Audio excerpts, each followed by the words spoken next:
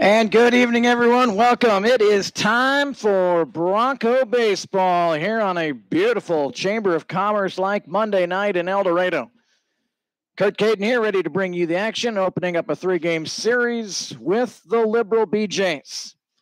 Let's run down the batting order for the Jays and how El Dorado looks in the field. Liberal will send up, in this order, Clint Allen, Dane Simon, Sean Arnold. Peyton Johnson bats fourth, Jack Crowell fifth. Boone Montgomery sixth, Dylan Paul seventh, Braxton Fulford eighth, and Jonathan Tapia will bat ninth for Liberal. For El Dorado, out in the field tonight, Jordan Anstandig is in left field, Pete Caravala in center, and Jarrett Coyne in right. It's an all-Alma outfield for El Dorado tonight. John Sorensen's at third, Caleb Littlejim at short, Tanner Sheets at second. Maddox Solomon is at first base tonight. Catching tonight for El Dorado is Aaron Mack, and pitching is Brennan White.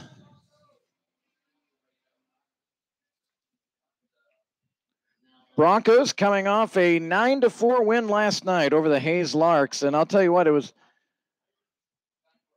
not only just the winning, but the way they won it, falling behind 4-0 after an inning and a half against a team that's won 9 in a row was pretty impressive. The Broncos showed a lot of fight, a 5-run third inning game, a 6-4 lead that they never relinquished. And Gabe Littlejim was just tremendous from the third inning on. First pitch was a ball. That one is a strike. Our first pitch temperature tonight, 91 degrees. It feels like 95. The humidity is just at 43%, so that is nice. Brennan White a little bit high, 2-1. The dew point at 66. Well, a breath of wind out of the east at 4 miles an hour. 2 balls and a strike here to Clint Allen. The right-hander deals. It's hit to Sorensen at third. He gobbles it up, fires over to first, and the first out is retired. And that'll bring up Dane Simon, the left fielder.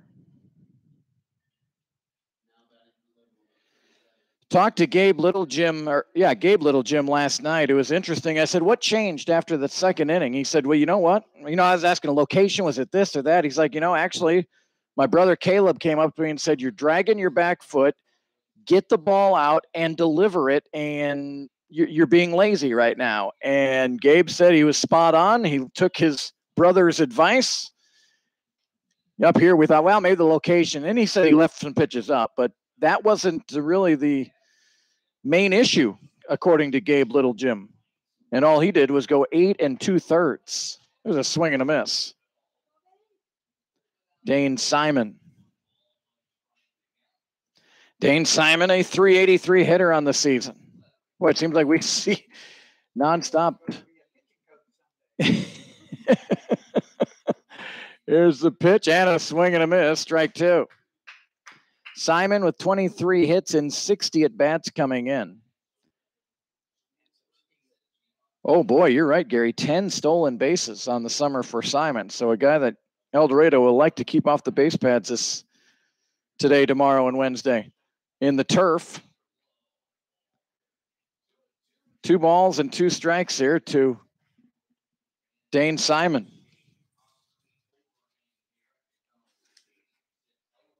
Dane Simon from Nichols State University. And he nubs this one. Littlejim's going to have to charge hard. He's got it in the glove. Quick throw to first. Got him by a step. Not an easy play for Caleb Littlejim there. And there's 2 away. Terrific play there by Caleb Littlejim. All the attention last night on Gabe. Now we got to switch back to Caleb. Now, he gloved it, and Simon, who really gets down the line, was 3/4 of the way there. It was a quick glove, transfer to the hand and throw, and a strike to Maddox over at first. So 2 away and a first pitch strike from Brennan White to Sean Arnold. Sean Arnold from Bryan, Texas, goes to Incarnate Word. Brady Sargent is up in the house. I thought he was DHing tonight. Is he going to Music Man too? We're going to wish you good mojo tonight. We're going to. All right. 1 ball and 1 strike.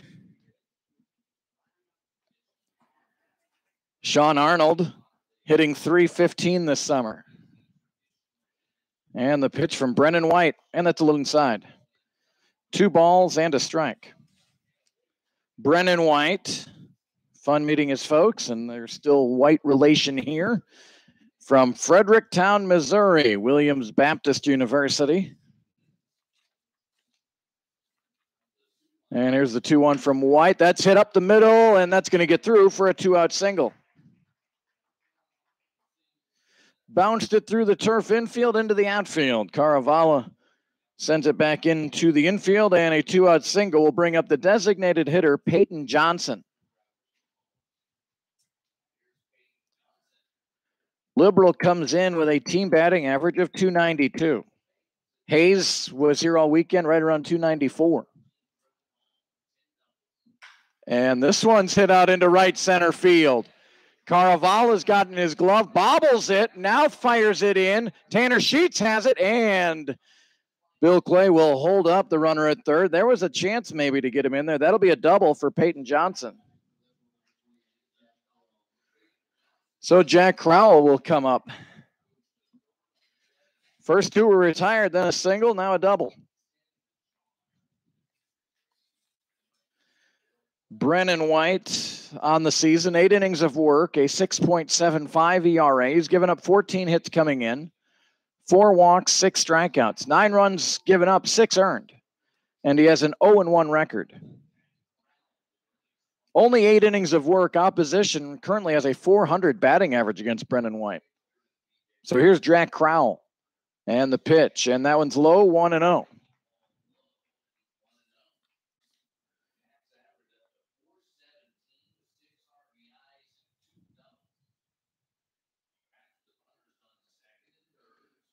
So the pitch coming here from Brennan White, and that's a swing and a miss, strike 1. Crowell, 10th game, 10 for 27. Right-handed batter is Crowell. He's out of Gonzaga University. Calls Portland, Oregon home. And that pitch a little bit low. 2-1 coming up here to Jack Crowell. K-R-A-U-E-L, Crowell. Sun shining beautifully here. And the pitch. And that one served into right field, a base hit. Jarrett Coyne's got it in his glove, fires home, and only 1 run will score, but 3 straight hits after 2 were out, and Liberal takes a 1-0 lead. Johnson advances to third. Arnold came in to score. And now here's Boone Montgomery. Runners at first and third for the BeeJays. Broncos in their home white unis tonight. Orange numerals and lettering, black trim. The BeeJays have the camouflage red and white and blue, more blue than anything on the camouflage and on their tops, white pants.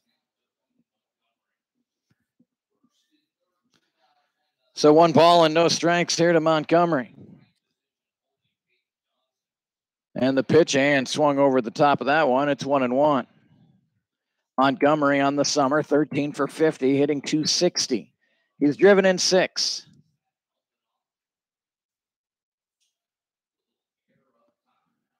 So a ball and a strike. Home plate covered in shadows right now. Runner going, swing and a miss. The throw down by Mack goes into the outfield. That will give Liberal a freebie, and on his way to third base is Jack Crowell. So that'll be an error on Mack. And Crowell goes first to third. A ball and 2 strikes here on Montgomery. And it's 2-0 Liberal. No chance on that throw. That one really got away from Aaron Mack.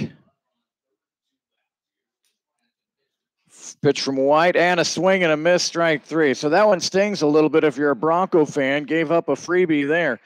3 straight singles after 2 were out after a half inning of play. Liberal 2. El Dorado coming to bat. Great to have you tuned tonight here for Bronco Baseball on YouTube.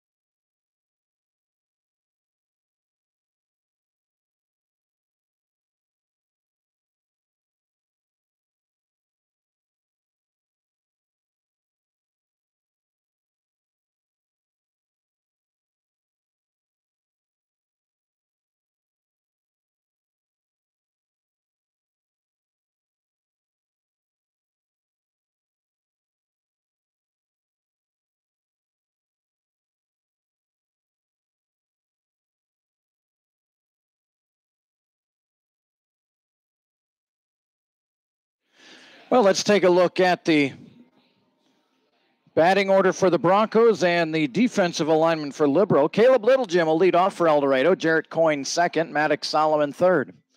John Sorensen will bat fourth. Tanner Sheets fifth. And Aaron Max sixth. Brady Sargent back in the lineup tonight. He has a smile on his face. He's ready to break out of that funk. You know, it's fun when guys, they are aware they're struggling, and you know what? Have a smile on there. Tonight's a new night, and you could go 4 for 4 and forget about all those this past week. Pete Caravallo bats 8th. Jordan Anstandig 9th. For Liberal in the field, Dane Simon is in left field, Clint Allen in center, and Sean Arnold in right. Jack Crowell's at third. At short is Boone Montgomery. Jonathan Tapia is at second base, and Dylan Paul's at first. The catcher is Braxton Fulford. And pitching for Liberal is Hayden Udall. He faced El Dorado last month in Liberal. His last start came on the 4th of July. Littlejim on the 1-0. Short, slow bouncer to short. Nice play by Montgomery to retire Littlejim. Well, both shortstops have shown their ability to charge, glove, and throw. So here's Jarrett Coyne for El Dorado.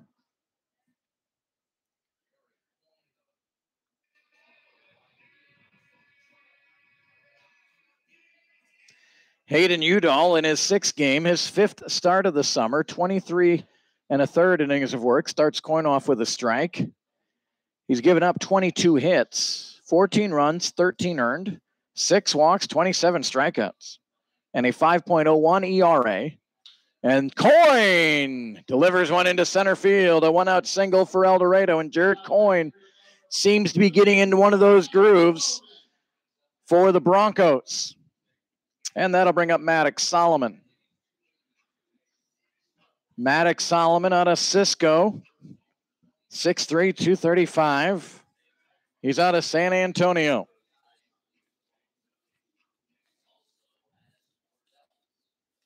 And the first pitch to Solomon got tied up a little bit there, and it's 0-1. Solomon coming into play tonight, a 282 hitter, 29 for 103. 26 runs batted in, 4 doubles, 6 homers. And upstairs, swing and a miss, strike 2.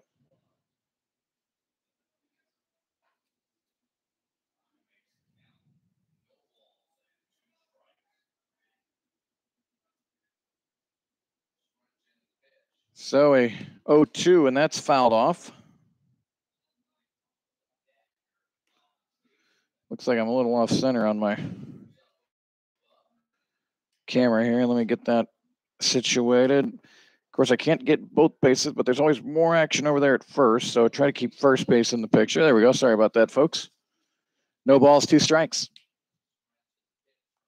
And the pitch from Udall, and a swing and a miss. So Solomon is disposed. And 2 away.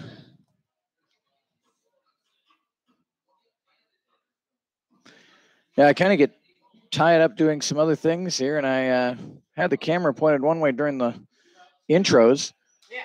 And Sorensen lifts one into left center field. Long run and nice catch made by Clint Allen. He covered a lot of El Dorado real estate there to run that one down.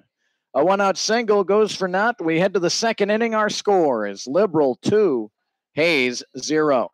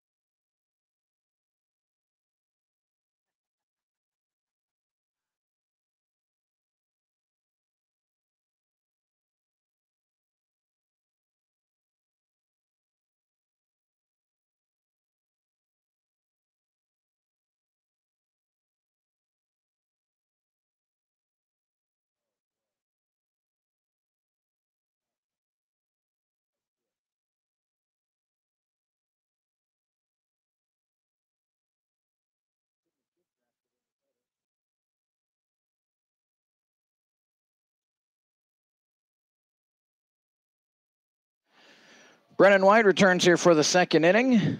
And the first pitch is hit right at Caleb Littlejim for a 1-pitch, 1-out. Dylan Paul hit it pretty good, but right at Caleb Littlejim. That'll bring up Braxton Fulford, the catcher. White retired the first 2 in the first, and then Arnold singled. Johnson doubled. Crowell singled in 1 run, and then an error allowed the second run to score. 2-0, top of the second inning. Brennan White with the windup, and that's first pitch hitting, and that's belted into left center field. Fulford will head to second base, and he will have a 1-out double. Good sound of bat on ball there for Fulford. And here comes Jonathan Tapia, the second baseman.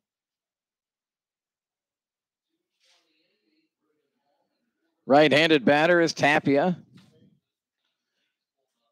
And where is Jonathan Tapia? Is from San Antonio. He goes to UTSA. And the curveball drops in there for a strike, 0-1.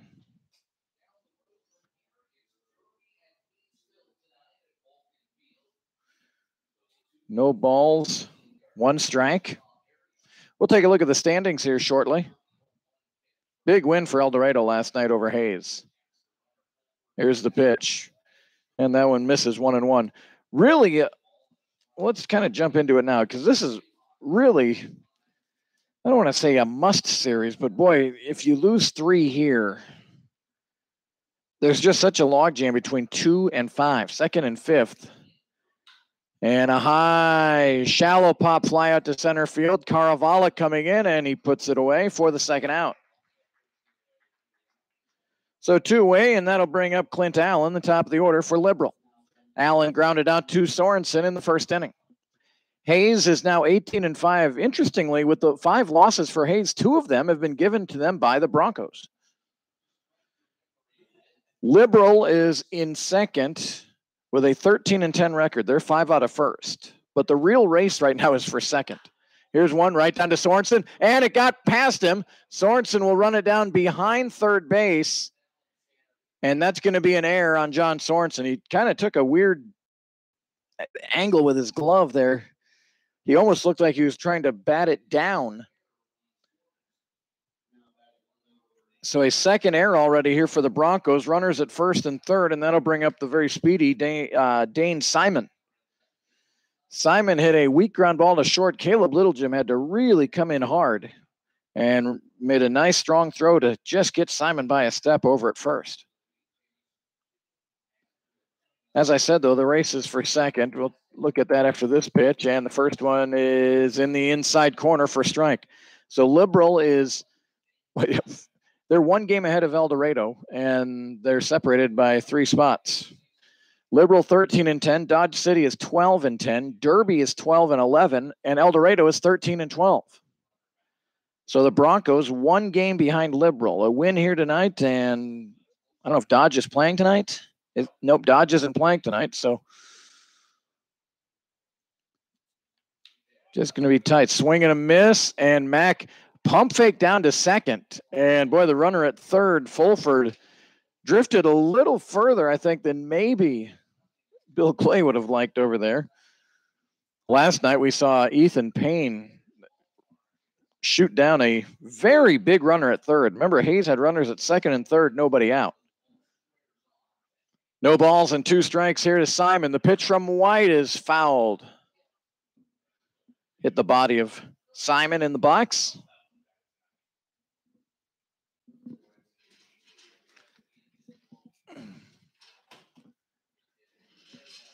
So 0-2 again here to Dane Simon. Hayesville is 8-16. They are 10.5 out of first, and they're 4.5 behind El Dorado. Here's a grounder to third. Another chance for Sorensen. He's gathered it over to first, and John Sorensen rebounds from the air. Nothing hurt for White and the Broncos. No runs, a hit, an error, and 2 left. Let's go to the bottom of the second inning. Liberal 2, El Dorado 0.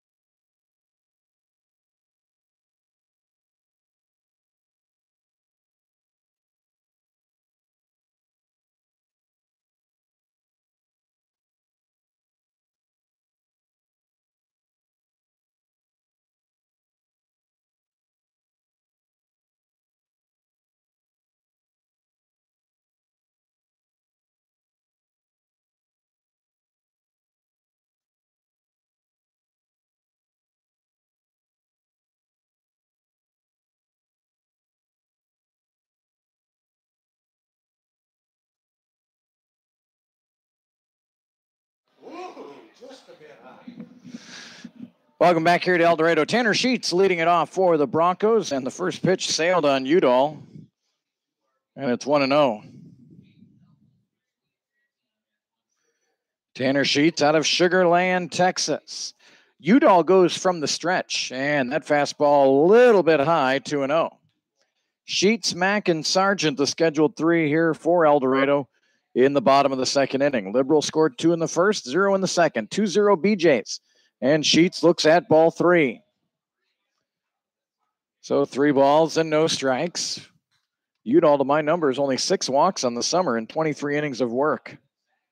And the pitch, and that one's inside, ball 4. A 4-pitch walk to Tanner Sheets. So that'll bring up Aaron Mack.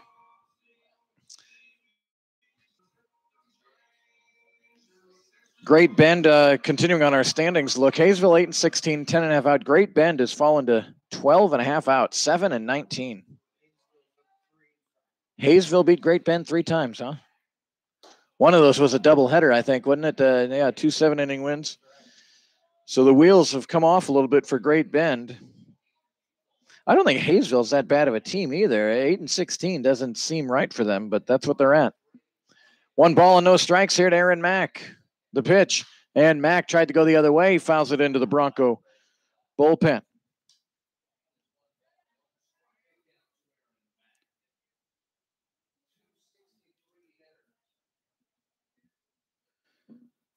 Aaron Mack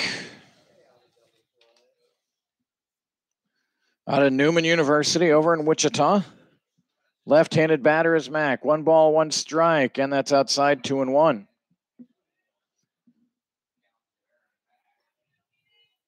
So 2 balls, 1 strike. Mack on the season, 263. This is his 20th at bat of the summer, and a broken bat over to second base, and the play is going to go to first. Tanner Sheets always runs hard, and that would have been a tough pickup and throw across your body to second to try, by Tapia to try to get Sheets. So his good hustle gets him to second base and keeps El Dorado out of a double play there. Brady Sargent coming up. With all of Sargent's struggles, he still leads the team in batting average at .317. 0 for his last 16, if I'm not mistaken. So he's been in a funk. And like I said, he was up here just a little while ago. He's DHing for El Dorado, and he said he feels good. He's ready to go tonight. And he looks at a fastball high, 1-0. Now even the great one's going to...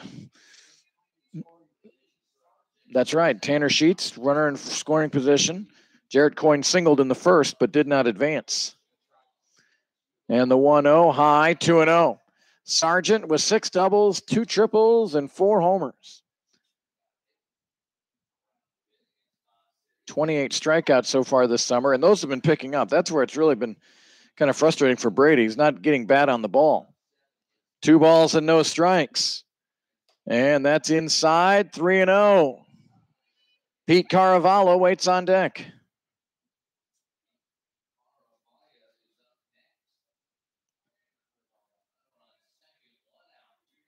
Sargent, a right-handed batter. Right-handed pitching, Hayden Udall, the pitch, and taking all the way, and the umpire not generous there. That even if it's close, usually at 3-0, the umpires will give you that strike. And Hayden Udall had to look in like, what? So he walked to Sargent. Sheets walked, Mack grounded out, and Sargent walks. Here's Pete Caravallo. Pete with that 2 home run night here Friday in that heartbreaking 11-inning loss to the Larks. And the first pitch outside, and a balk is called. Gary, we've seen more balks on this homestand than I can ever remember. And they've all been, it must be. So runners move to third and second. And Caravallo, now that's ball 1. And Udall, I tell you, sometimes when pitchers get called for a balk, they get a little out of sorts. And good job here by the catcher, Fulford, to go out and try to get Hayden Udall back in tune here. That just always seems to have a little, most pitchers, it's not like they can argue a whole lot about it, but it's one of those just mental errors.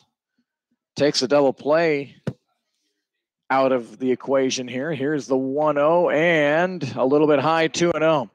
Well, Udall felt he got squeezed a little bit on 3-0 to Sargent. There he thought he was close and may have gotten squeezed again, 2-0. Over at third is Sheets. Second base is Sargent. And the pitch. And Caravallo. And that one's low, 3-0. Pete with a look into his dugout now. Feels like he's on an island. Working quickly, though. Here's the 3-0. And Caravallo looks at that one down the middle for a strike. So now Pete Caravallo. 1 double, 1 triple, 2 homers. Looking to get a good pitch to hit here. Here's the 3-1, and it's outside, ball 4. 3 walks and a balk, and they're loaded. So here's Jordan Anstandig out of Alma College. Enjoyed meeting Jordan's folks. And I was really happy Jordan got in the game last night. They played an extra night. And I got to see Jordan play a couple innings. That's good. Back in the starting lineup here tonight after a couple days off. And Anstandig looks at ball one. Tell you what, for a guy having trouble hitting the zone, 5'7" Jordan Anstandig is not exactly the right guy to cure you. Yeah, great eye, too. Jordan has the most walks of any Bronco this summer. The 1-0 outside, 2-0. 2-0 Liberal, bottom of the second. Gary, I think already we've seen more walks for the Broncos tonight than we did all weekend against Hayes. Hayes pitching was pretty tight on not giving up walks. I think their starter Friday had one, Saturday had one, Sunday might have been one. 3 balls and no strikes here to Jordan Anstandig. His grandparents, Donna and Bert Hershey, are here. They had to let me know they're sitting on the lower level. And Anstandig, a 4-pitch walk, and that will score a run. El Dorado's all they've had to do is stand up at the plate. 4 walks in the inning. And again, a difference in managing, Gary, when we see Frank Leo, when you see a walk or two, you're going, they have a mound visit. Sometimes they're pulling them. Here's 4 straight walks. And nothing. Frank Leo has his way, that's for sure. And now Liberal's going to send a man down to the bullpen. Bottom of the second inning, and it's 2-1 Liberal. Here's Caleb Littlejim. And the first pitch is inside, ball 1. I never was a pitcher. I want to, sometimes you just get locked in and you can't miss. And then there's other nights when you just can't hit that glove. Hit it where you want to throw it. Here's the 1-0. And Littlejim sees a fastball for strike 1. 1 ball, 1 strike. They really play Caleb to pull. The left fielder close to the line here on the left side, and the right fielder is well off the line. Here's the 1-1. Littlejim tried to go that way, fouls it off. Into the parking lot. Surprised there's no youth baseball or anything tonight out there. The league's over already? We need kids playing more baseball, Jimmy. We need kids playing more baseball. 1 ball, 2 strikes. That one turfed. It's 2-2. Caleb Littlejim's seen his average fall from the 300s down to 281. Couple of doubles, a triple. He's driven in 10. Good opportunity here. 2 balls, 2 strikes. And the pitch. And a swing and a miss. And a big strikeout for Udall. So that's a second out. And now here comes a batter whose average has been slowly on the rise. Jarrett Coyne now at 250. Singled sharply his first time. Glad to report that Aaron and Michelle, they left after the game last night to make the 13-hour drive back to Michigan. Nothing like sitting in the heat, watching a game, and then jumping in the car and driving for 13 hours. But they made it safe and sound. They were doing some laundry and ready to watch baseball tonight. 1 ball and no strikes to Jarrett Coyne. The pitch from Udall, and that's bounced towards the shortstop, Montgomery. He's got a little bobble, now has to go the long way, no problem. They retire Coyne. So, tell you what, 4 walks in an inning and you only give up 1 run. That's pretty good by Udall. There was 1 run on no hits. We'll go to the 3rd inning. Liberal 2, El Dorado 1.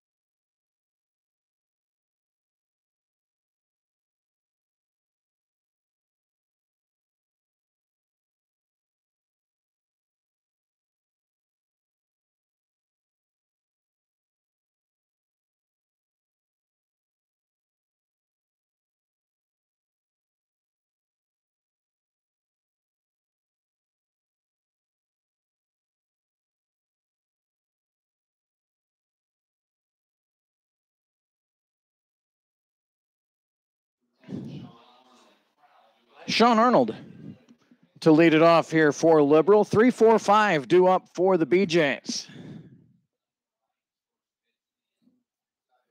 And here's Brennan White with the first pitch, and that's low, ball one. Liberal with 2 runs on 4 hits. El Dorado has committed 2 errors already. The Broncos have 1 run on 1 hit. Squandered a wonderful opportunity there in the second. Curveball in there for a strike. A bases loaded walk is all El Dorado could muster. Well, we got a 2-1 game here. Sean Arnold singled and scored in the first inning. And Brennan White with the pitch, and it's bounced to Little Jim. He's got it. Quick throw over to first, and a close play. Good hustle by Arnold, but he's out. So 1 away for Liberal. Tracy Bridger says everything is blurry, and now I've got that here, my computer, but it usually is. I usually get folks telling me that their picture is clear. So anyone else having any issues with the video coming across? I'd love to know. There isn't a lot I can do. I don't have any focus. I've got really about as basic of a camera. It's basically a glorified webcam. Here's the 1-0, and through the wickets of Mack, and ball 2. Johnson doubled, but that didn't score Arnold. It was the single by Crowell, the next batter, that scored Arnold. Then Johnson scored on with runners at first and third. Liberal sent Jack Crowell. And there's a shot out into left field for a base hit by Johnson. He's 2 for 2. So Crowell on that play does get a stolen base, and then he went to third on the air. I had my E2 and my SB in the wrong spot. There we are. And here is Jack Crowell. Singled and an RBI. Reached to third after that throwing error. Jen Sargent, let's see. No, Rick Allen, thanks for the helpful advice there. Hopefully that'll clear it up for Tracy. And that fixed it. Rick Allen, you're a hero. I'll tell you, this chat window here, this has been, I miss having our graphics. Ann Nelson, their picture is clear. Excellent. Oh, miss Daniel Nelson already. He left today. But I'm glad Ann Nelson's still watching the Broncos here. I'm hoping to hear from Daniel Nelson. So Rick Allen says, go to your settings and select HD. There's a strike. And that cleared it for Rick. It cleared it for Tracy. Jen, hopefully that might clear it for you too. Yeah, like I said, it's like a big webcam. I don't have any zoom in, zoom out. Here's a pop-up on the infield. John Sorensen drifting into foul territory. May have gotten back into fair territory. Catches it nonetheless. And that's the second out. Gary, I'm always glad when there's, and it doesn't take much, when there's smarter technical people out there than me. Yeah. I was once told there's some people that were born to move the piano and some people that were born to play the piano. I can just play it. I can't move it. I know how to set. I get shown how to set stuff up. I lock it into my memory, but if something goes a little haywire, my quick fix ability is pretty thin. First pitch strike, and the second pitch popped up on the infield. Caleb Littlejim over at shortstop, settling under it, and makes the catch. And really a pretty nice inning again by Brennan White. Just that rough water he ran into after 2 outs in the first is all for Liberal thus far. The BeeJays lead the Broncos by a score of 2-1. You're watching and listening to Bronco Baseball here on YouTube.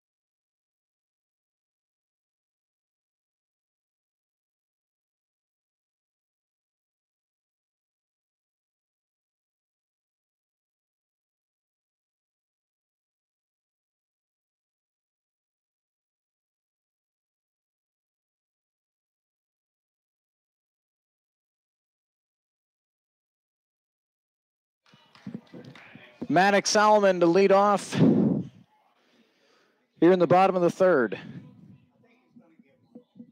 Gary's got a good vibe here for Maddox Solomon. Hello to Mark Solomon. And Maddox pops up the first one. It's going to go out of play. Well, Rick Allen has been able to fix everyone's computer issue except for Jen Sargent out in Utah. Sometimes also I think it's maybe the connection. That sometimes can have I think some issues. I don't know. Like I said, my technical side is not good. 1 ball, 1 strike.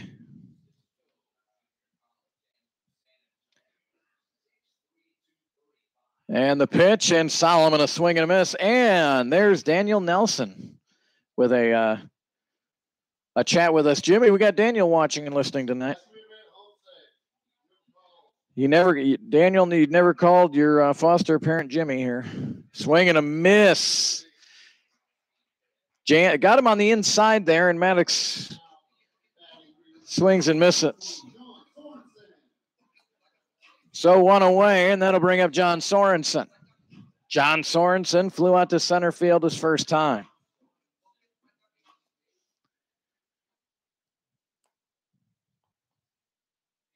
I wonder if I went to settings and used Rick Allen's advice, if that would fix my picture, because my picture here that I'm watching is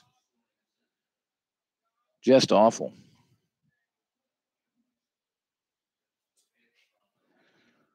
No balls and a strike to Sorensen off the fist, and he's able to fight it into center field for a base hit.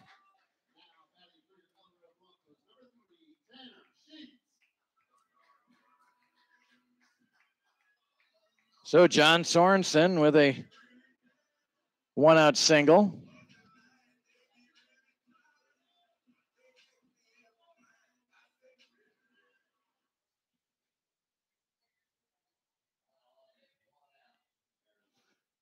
So Aaron, check that. That's Tanner Sheets up there, who walked and scored the run for El Dorado. Hayden Udall had to fight through a 4-walk second inning. Sheets was the first one of them, and he would eventually score on the walk to Jordan Anstandig.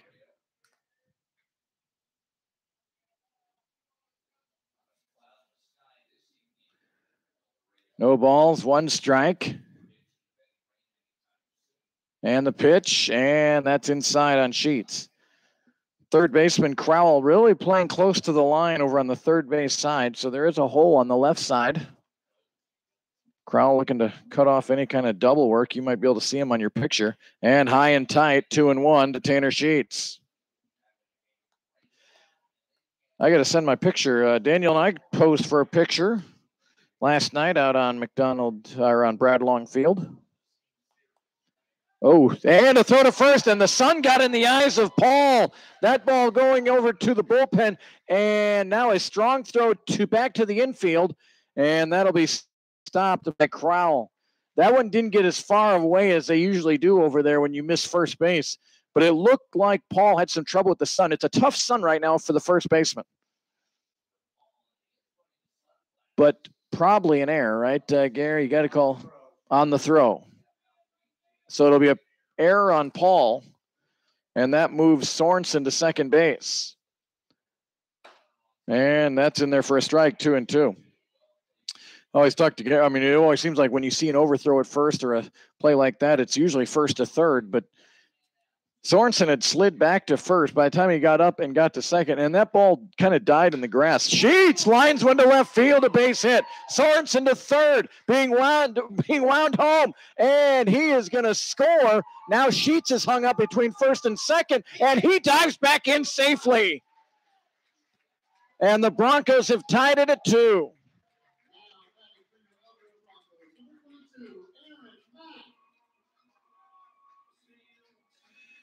So here's Aaron Mack. Tanner Sheets, yes, I agree, Gary. Gary just said it's good to see Tanner hitting again. He has been, last 2 or 3 games, he's really been making good contact. So Aaron Mack grounded out to second his first time. RBI for Sheets ties the game at 2, and Mack, a great cut there, fouled it straight back.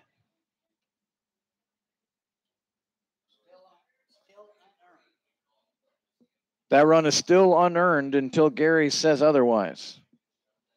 The first run was earned, 4 walks. It's hard to hide that one. And the pitch, and Mack, another good cut, but he's out in front of it and fouls it into the Liberal dugout.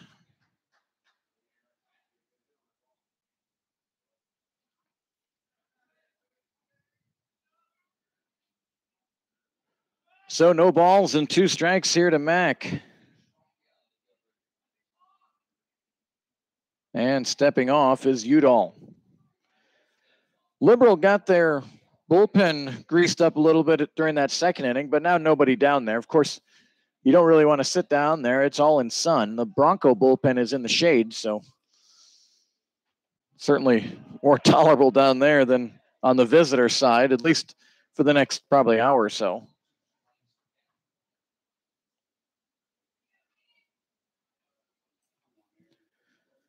So Aaron Mack with 2 balls and 2 strikes. On the move is Sheets. That pitch outside, and Tanner Sheets slides in, and he is called out. Boy, good strong throw by Fulford. It wasn't exactly on target, but enough to get Sheets. And that's quite a feat to throw at Tanner Sheets. It doesn't happen very often. Yes.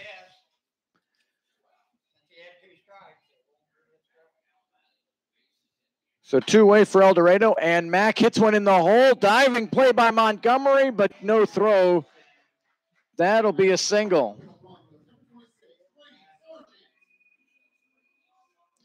So with 2 away, Brady Sargent comes up. Aaron Mack at first. Mack, again, there's that hole on the left side.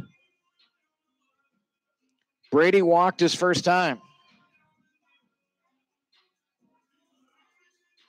I like Daniel Nelson's hashtags here on some of these guys. What do we got on the Sarge? First pitch to Brady, and that one's in there for strike 1. Hopefully, Jen Sargent is seeing things clearer right now. If not, I'll do my best to describe it to you. 1 ball and no strikes to Sargent. The pitch, and Brady with a good cut, but he fouled it just past the Bronco dugout, in and out of the hands of Connor Peterson. Out of your picture. Hashtag bombard the Sarge. I like it.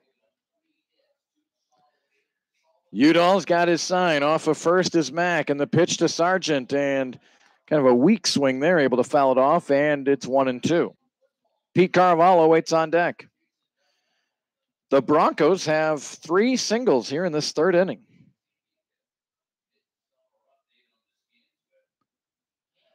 1 ball, 2 strikes, and the pitch. That's high. Look out. Over the head. That'll be a wild pitch, I'm sure. I think I can read Gary on that. I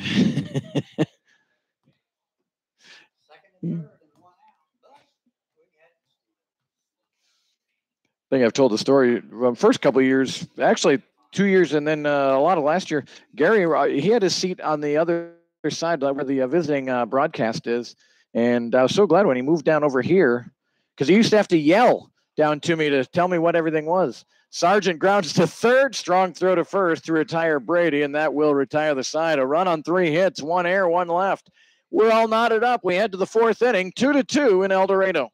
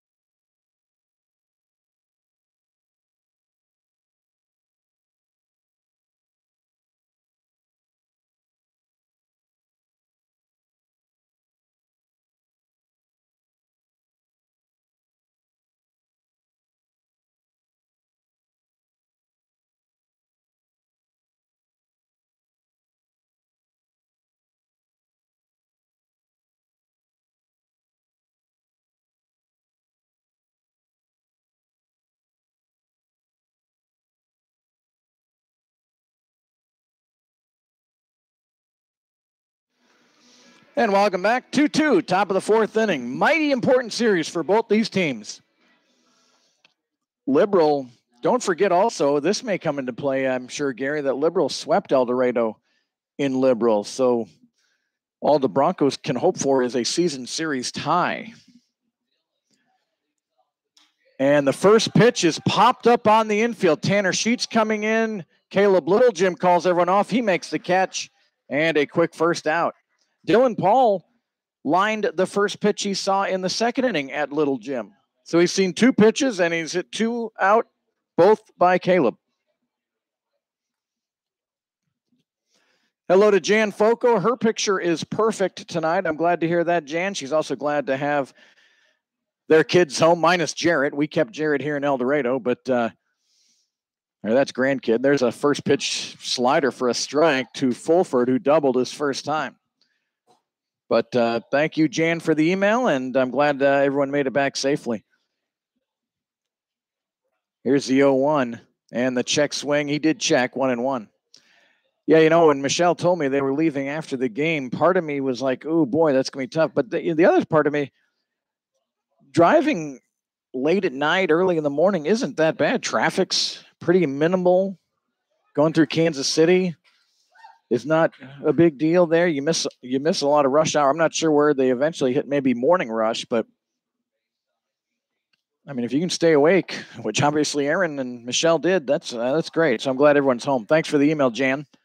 A ball and two strikes here to Fulford, and he's got tired of waiting, so he'll call time.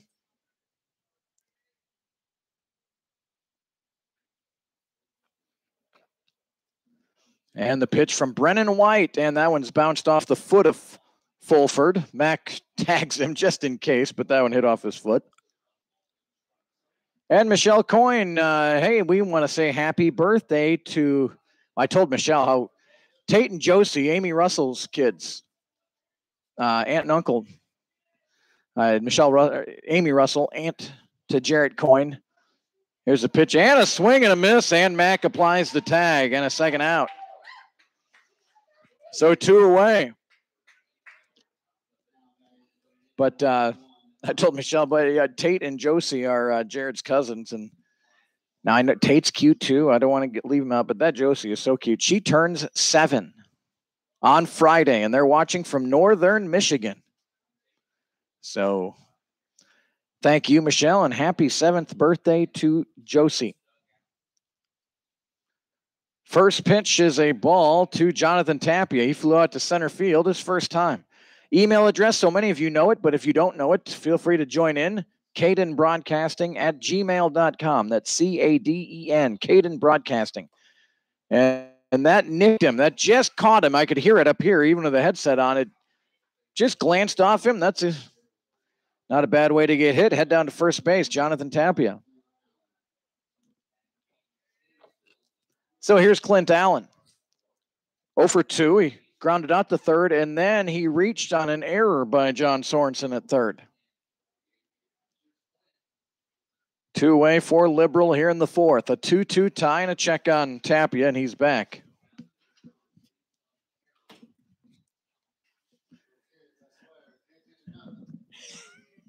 I'm going to grab him next. Running on the play is Tapia. Strong throw by Mack in plenty of time and out. What a play there by Aaron Mack. And pretty easy pickings. Good delivery by White. And so not a bad gamble by Liberal, but Tapia's cut down at second base. 3 up, 3 down for the BeeJays. We go to the bottom of the fourth, tied at 2.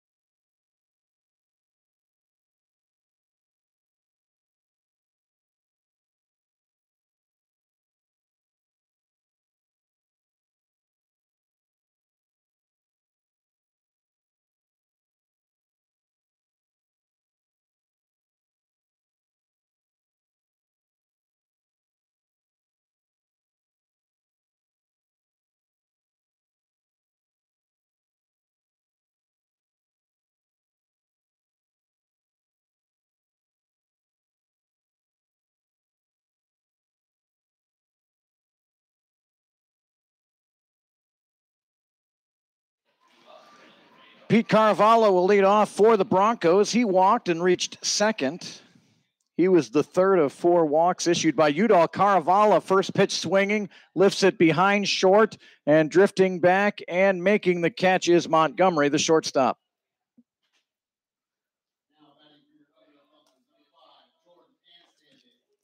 So 1 away, and the number 9 batter in the lineup, Jordan Anstandig. He has an RBI walk for El Dorado.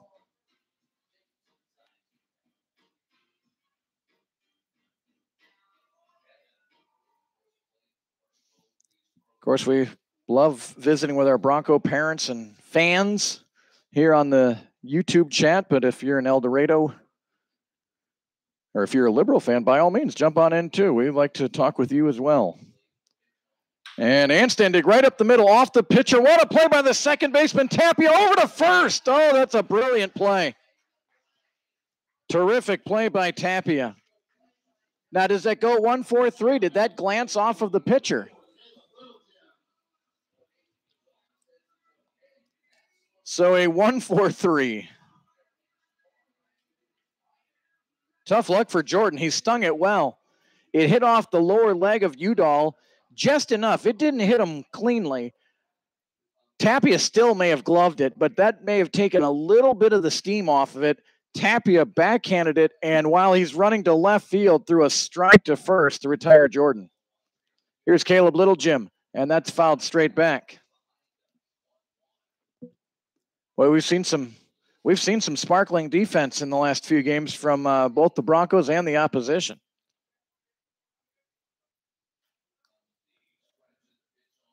One ball, one strike to Littlejim. That's high, ball 2.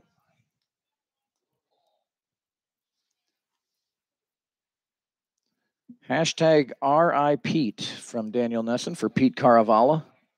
I like it. Now, are these legit or are you just making these up? That's what I'm curious. That's therefore a strike. 2 balls and 2 strikes. 2-2. We're in the bottom of the 4th. Liberal scored 2 in the first. El Dorado came back with 1 in the second, 1 in the third, and not a good swing for Caleb. He strikes out, and that will end the inning. Good inning, I should say, pitching for Hayden Udall. So we'll go to the 5th inning. We're tied at 2. Great to have you tuned in and participating tonight, folks. You're watching and listening to Bronco Baseball on YouTube.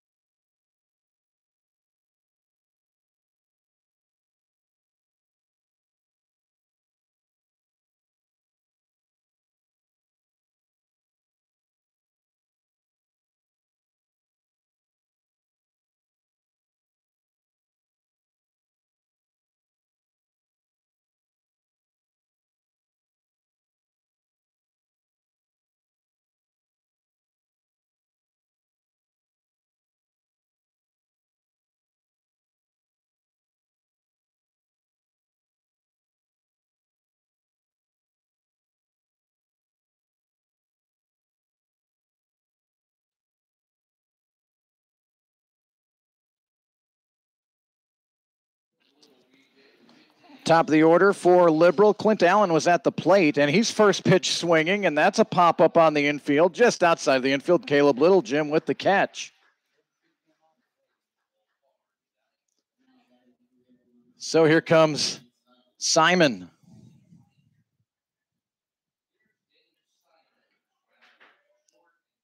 Dane Simon coming into play, a .383 average. 10 stolen bases. Tanner Sheets has to be among the league leaders of stolen bases, I would think. He was cut down tonight, though. Just the second time this summer he's been cut down trying to steal. Dane Simon, a ground out to short, a ground out to third. And the pitch, and this one's hit too little, Jim. He's got it in his glove over to first, and that's a second out. That play was almost as close as that tough play when Caleb had to come charging in to get it.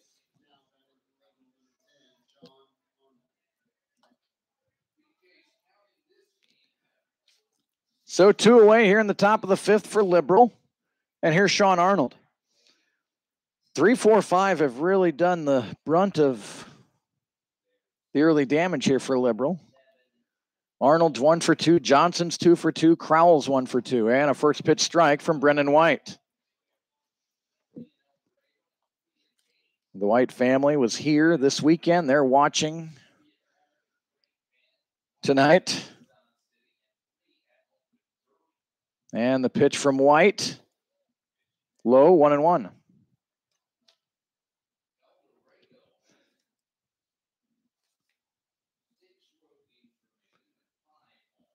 Arnold stepping out, singled and scored in the first. He grounded out to short his last time.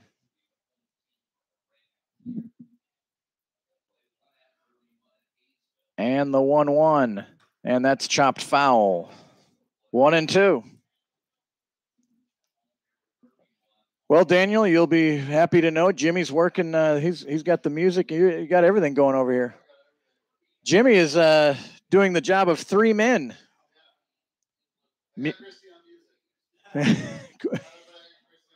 Christie's on music.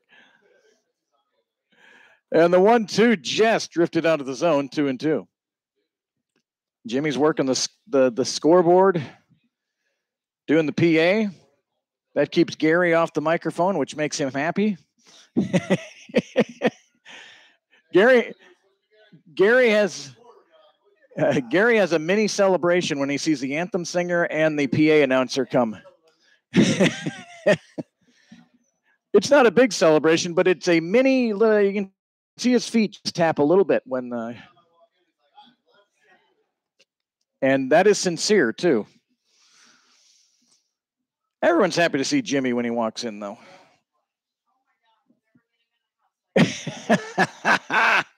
2 balls and 2 strikes to Sean Arnold, the pitch, and bounce towards third. Sorensen, he had to take it on a short hop, but it went foul anyway.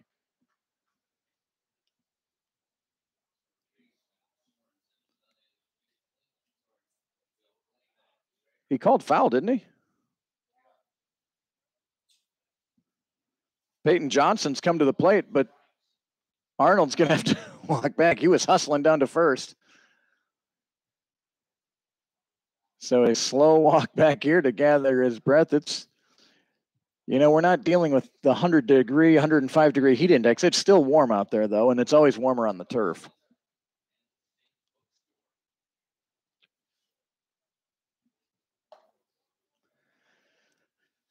So Sean Arnold has made his way back just outside the batter's box.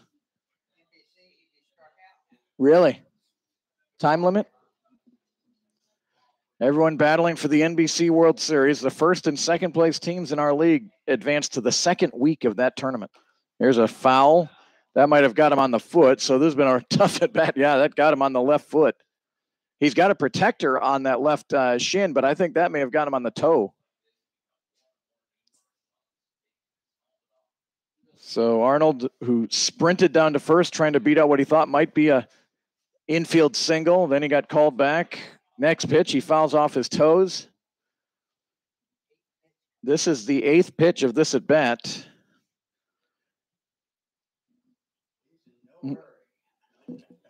This is the old, who was it? Toby Harrah, the old human rain delay in the major leagues. And it was always like 45 seconds between each pitch. But we'll give Sean we'll cut him a little slack here. There he comes. Brendan White's been on the mound for what seems like a day waiting for this one. 8th pitch of the at-bat. 2 balls and 2 strikes, the pitch, and that's high, ball 3.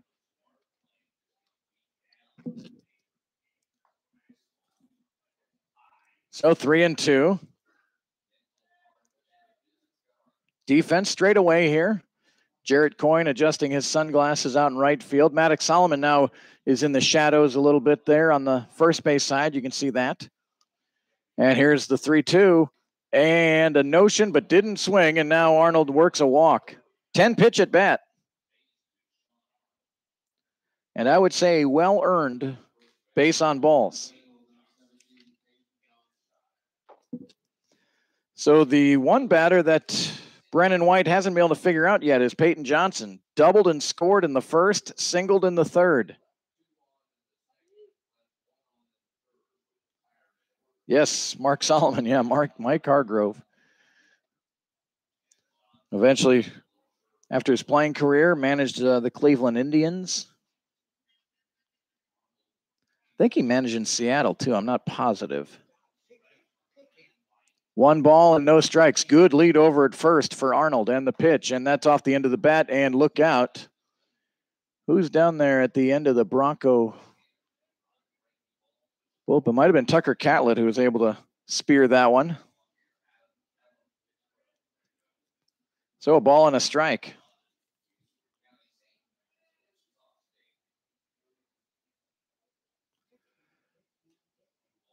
Past the cutout is Arnold, and inching further, and the pitch, and the curveball drops in there for strike 2. 1 and 2. Liberal coming off some non-league games, so they come in fairly prepared here tonight. El Dorado just got done with a 3-game hard-fought series with the Larks. There's a broken bat to the right side. It sounded broke, and yeah, Johnson's going to go get some new wood. Which, you know, I mean, the schedule is what it is. It's been a little tough, I think, Gary. The Broncos had to take on Hayes after they had a day off Thursday. El Dorado had a doubleheader here Thursday. And then, I mean, it's not ever going to be perfect. You're not going to get a day off and then play, and that's how it goes. Liberal just got done playing the Cannons, isn't that right? Or, yeah. Gotcha. Was that in Liberal, or was that in Valley Center, I think? Or Augusta, I mean. Here's the pitch, and the runner going. Oh, Mack with a strong peg down to second, and they got him. Arnold had a great lead, but Mack picks off another runner. So Peyton Johnson will get a fresh count when he comes up in the 6th inning. No runs, no hits, no errors, nobody left. We're halfway through here in El Dorado. Broncos 2, BeeJays 2 on YouTube.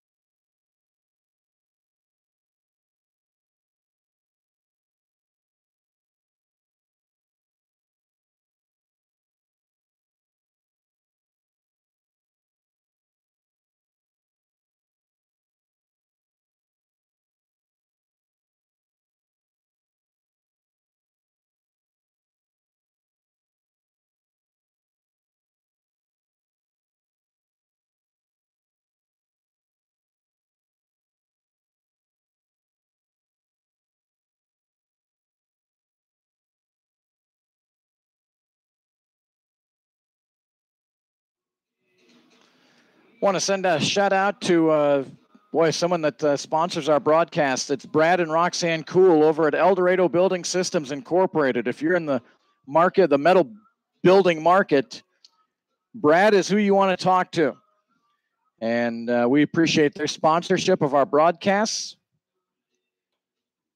I'd like to tell a lot of parents very, very nice, and their compliments to me and thanking me for broadcasting the games. But if it wasn't for Vicky Bell, who hires me, and for Brad and Roxanne Cool, probably couldn't do it. So appreciate Brad Cool. El Dorado Building Systems Incorporated. Toll free, you can call 1-800-279-4300. Jarrett Coyne will lead it off for El Dorado. And first pitch hacking, it's fouled. Daniel Nelson keeps on sending the hashtags, and Aaron Mack's hashtag is don't attack the Mac. The Mac has been shooting strikes except for that one that gave Liberal a free run. Turf ball there by Udall. 1 ball and 1 strike. Jarrett Coyne singled in the first, grounded out to short in the second. He's 1 for 2.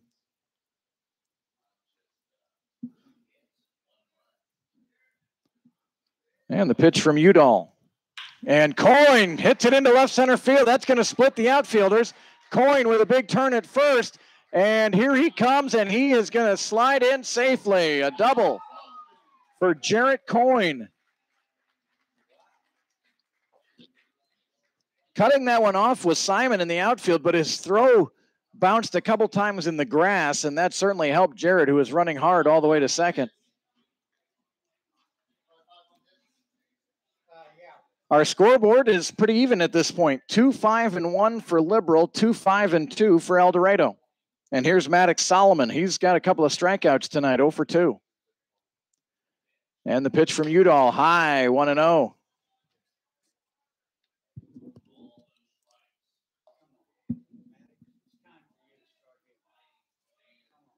One ball, no strikes. Solomon comes in, a 282 hitter. That's dropped a little bit, but he can get it back up there with a hit. You can go 0 for 2, have a 280 average, get a hit, and your average will go up. If my math is right. Good hitters count here, 2 balls and no strikes. And the pitch to Solomon is low, ball 3. Solomon's been pretty good here for a Liberal. Pretty clean first inning. A 1-out hit is all he gave up. 4 straight walks in the second where you could just see the frustration on him. And Solomon taking all the way, 3-1. In the third inning, El Dorado, after 1 was out, strung together 3 straight hits and scored a run. Went down in order in the fourth, but a leadoff double by Coyne to start the fifth.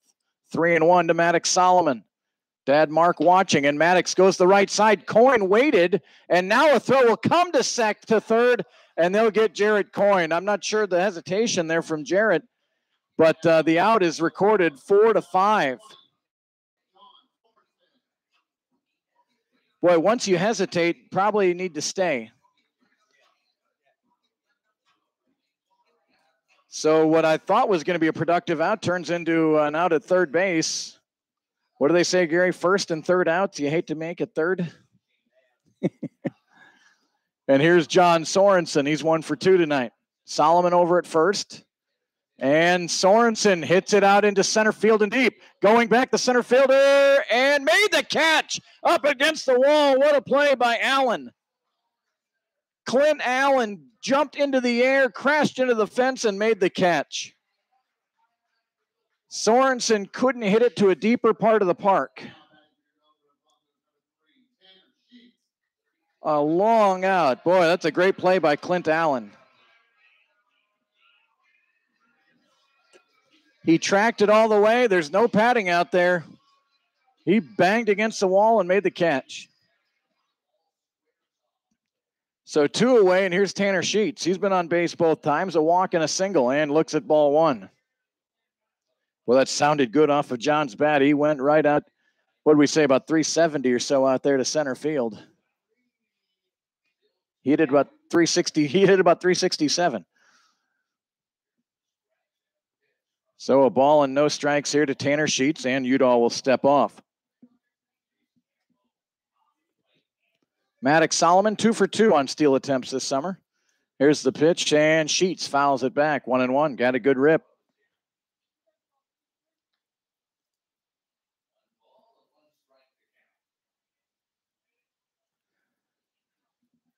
Two to 2. We're in the bottom of the 5th inning.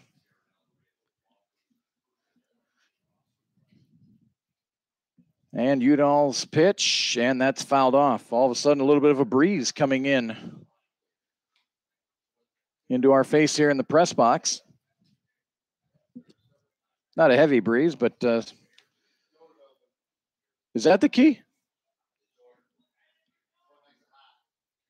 Here comes the 1-2, and Sheets hits it hard at third, but grabbed by Crowell. He'll go the short way to retire Solomon. Good defense by the BeeJays in the 5th inning. El Dorado teed up a couple of balls there. A double by Coyne, Sorensen to the fence, and that one hit hard by Sheets, but nothing to show for it. We're through 5. Liberal 2, El Dorado 2.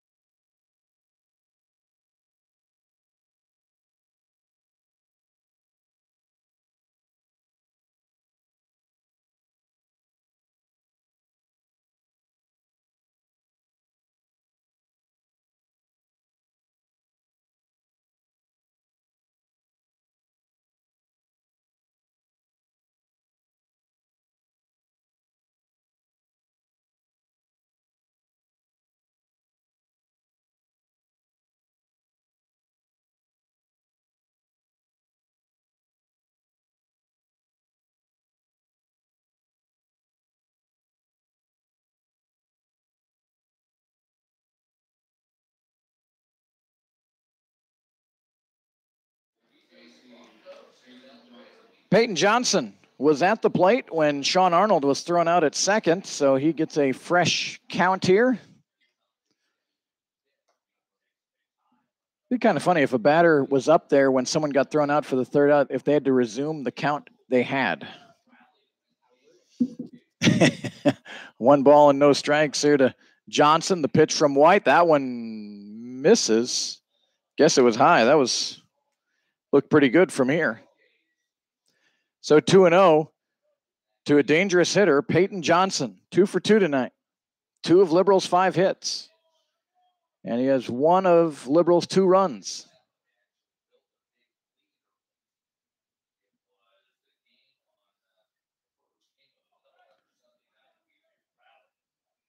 Two balls, no strikes, the wind and the pitch. And that one's in there for strike 1.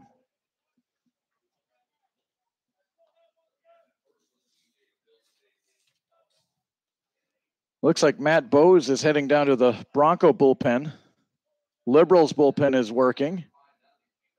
There's the pitch, and well out in front of that change was Johnson, 1-2.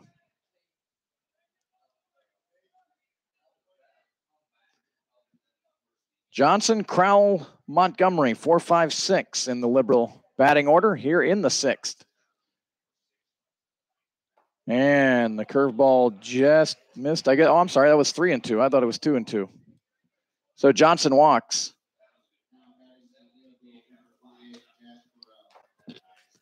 And with the departure of Daniel Nelson, this start from Brennan White is very encouraging, I think, if you're a Bronco fan. Jack Crowell stands in. He's 1 for 2. Popped out to Sorensen his last time. And he's hit on the left arm. And then he kicks the ball. I don't think he meant to kick it away from the pitcher. No one likes to get hit. He didn't look terribly upset. He was just trying to get that back. And so a little bit of rough water now for Brennan. And we'll get a mound visit. Runners at first and second for the shortstop, Boone Montgomery.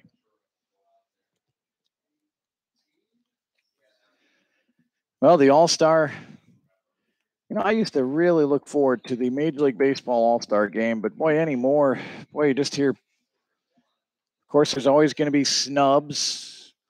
But, they talk about the people that get snubbed, and then usually when you get closer to the All-Star game, well, a couple players may say, I'm not playing, I'm looking for some rest, and those ones that were quote-unquote snubbed end up playing anyway. Every team gets a representative. I don't understand why Kansas City's representative is Salvador Perez, who I like a lot, but he's hitting .213.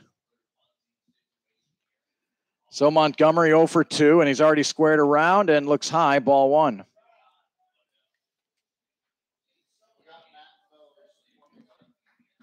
The Hayes Larks sacrifice bunted El Dorado to death the first 2 games of the series over the weekend. 1 ball, no strikes to Montgomery. And the pitch is high, and Mack had a notion to fire one down to second, puts it in his back pocket. 2-0 now on Montgomery.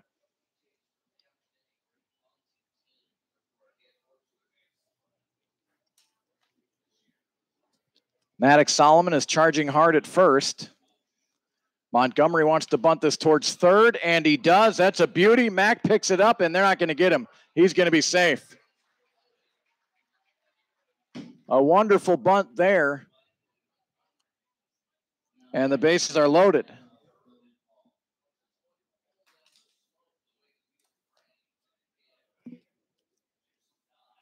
Tell you what, when the third baseman isn't charging on that and you bunt it towards third and deaden it like that, it's a very difficult play. Mack had probably the best chance and still couldn't get him. So now they're loaded for Dylan Paul. And in the turf, ball 1. And White might be starting to run on some fumes right now. He's falling behind hitters.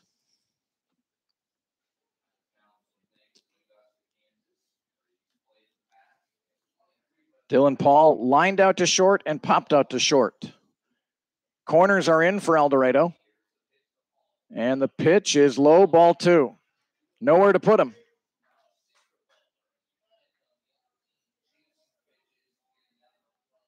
Dylan Paul comes in just a 167 hitter, 10 for 60.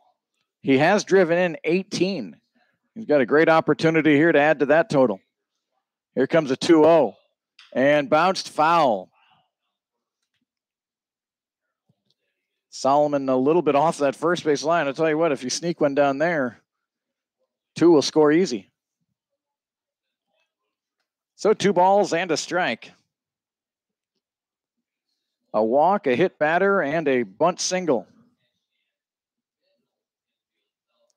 There's the pitch and lifted foul. One of those frustrated innings right now if you're El Dorado, because you almost feel like it's been gifted. 2 balls, 2 strikes. Brennan White would love a strikeout here. And the 2-2 is in the turf. Nice play by Mack. May have gotten the umpire's toes as he was sliding over there. And now it's 3-2. Dylan Paul has struck out 21 times. That leads Liberal. 3 balls and 2 strikes. And the pitch is belted into right field. And that is way out of here and gone. A grand slam for Dylan Paul. No doubter to right. So a couple of freebies, a sac bunt, and then the long ball, and Liberal takes a 6-2 lead.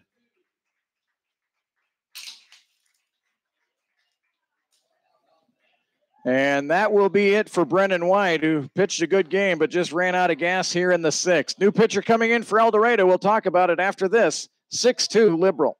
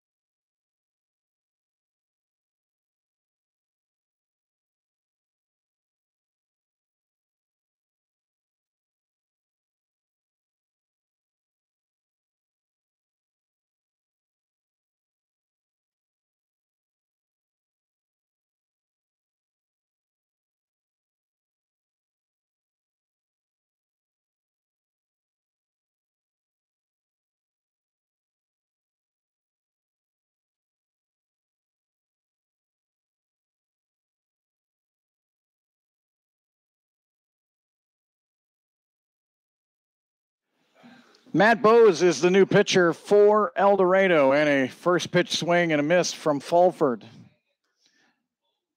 For Brendan White, he goes 5+ innings tonight. He gave up 6 runs, 5 earned, 2 strikeouts, 2 walks, and he hit 2 batters. And the second offering is in there for a strike from Bowes. Matt Bowes out of Cisco. Cisco representing here. I got Daniel Nelson in my head. High school, going to Cisco. That's right, going to Cisco. So just fresh out of high school. And 3 pitches in the zone, strike 3. So a good start for Bose. Boy, White was, after that little rough water with 2 outs in the first, kind of cruising along. Didn't have a lot of trouble. But then a walk, a hit batter, a bunt single, and a grand slam. It can get away from you just like that. So 1 away, and the first pitch in there, a strike to Jonathan Tapia. He's 0 for 1. He was hit by a pitch his last time. Bose, 6'1", 180 out of Tomball, Texas. And a swing and a miss, strike 2. Bose has thrown 4 innings for El Dorado, given up 5 hits, 2 runs, both earned. A couple of walks, 4 strikeouts coming in. No record for Bose.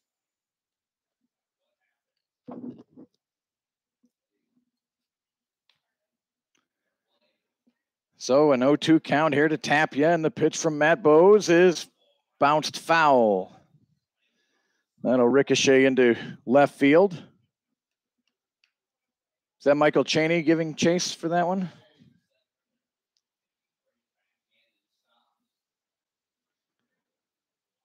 The Hayes Larks are out of the league tonight. They're playing the Colorado Cyclones, lead 5-2 after 5 in Hayes. Here's the 0-2, and upstairs, the first ball thrown by Matt Bose. Gary, you familiar with the Cyclones? Colorado Cyclones? No. 1 ball and 2 strikes. The pitch, and that's on the inside corner for strike 3. 2 looking strikeouts for Matt Bose, and that'll bring the top of the order, Clint Allen. You know, the Broncos have a Connor Allen that mans center field. Here, I've had to make sure I catch myself. It's Clint Allen in center field for Liberal. First of a 3-game series with the BeeJays here. And this one's popped into left field. Anstandig giving chase, hooking towards the bullpen fence. Anstandig was almost actually overran it. He tried to throw a backhand out to make that catch and couldn't come up with it. Good effort by Jordan. It was a case where he maybe ran too hard. Had to reach back for it.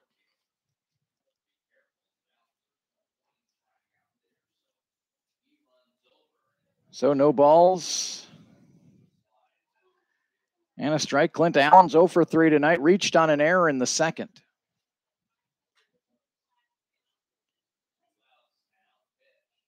And this one's hit out into left field. Anstandig going back. He's at the track, and that looks up at the wall, and it goes over. An 0-2 home run for Clint Allen.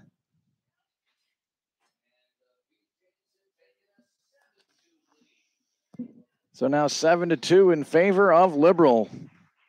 Grand slam and a solo shot. For Clint Allen, 2 home runs now in the season. That's his 15th RBI.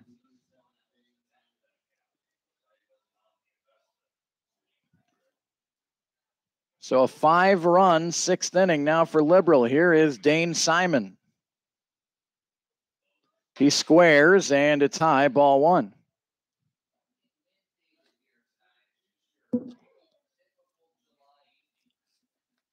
One ball and no strikes to Simon. He's 0 for 3. 2 groundouts to short, 1 to third.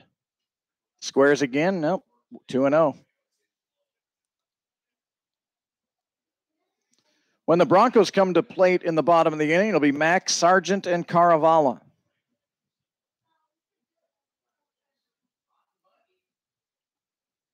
The 2-0 pitch is swing and a miss, and it's 2-1. Derby is at Hayesville, other game in our league tonight.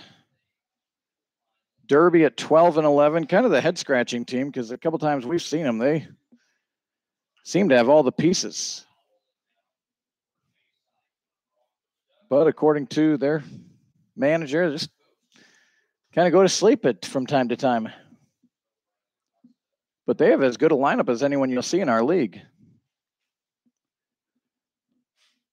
We'll see Derby again here in El Dorado on July 18th. And this one's fisted towards second base. Sheets has it. Simon running hard, but the Broncos retire him. 5 runs in the inning on 3 hits for Liberal. Time to go to work for El Dorado. It's Liberal 7, Broncos 2.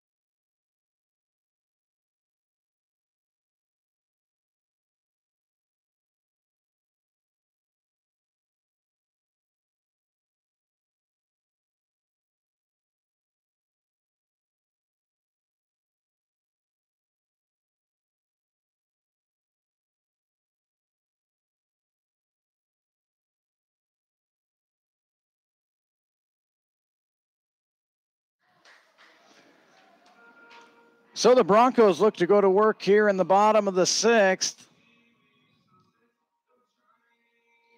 It's 7-2 Liberal after a 5-run 6th inning. Udall stays out there, and Mack puts a charge into one out into center field. Allen going back and near the track, and he'll make the catch. Boy, the Broncos a little snake bit. They have been hitting the ball hard, but not a lot to show for it.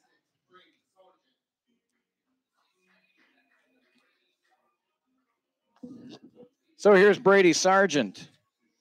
Sargent walked in the 2nd and grounded out to 3rd in the 3rd. So officially 0 for 1. And Sargent looks at strike 1 from Hayden Udall. A lefty is warming in the bullpen for Liberal.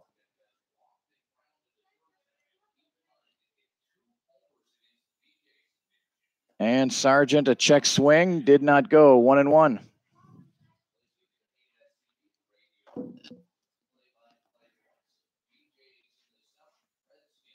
Here's the 1-1 inside, 2-1. So 2 balls and 1 strike. 1 away for El Dorado here in the home half of the 6th inning.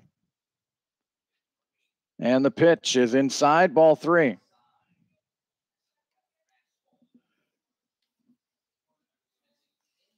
Broncos had the bases loaded in the 2nd. Could only score 1. Had 3 straight singles in the 3rd, but only plated 1. Last couple innings have been kind of quiet for El Dorado. A double by Jarrett Coyne is the only noise that's been made. And Sargent watches that one bounce in, and he'll walk down to first base.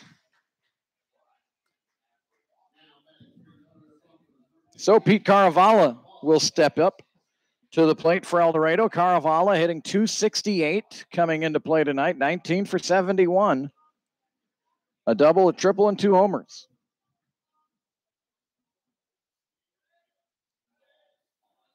And the first pitch is in the turf, and that'll give Brady Sargent a free base. Wild pitch on Udall.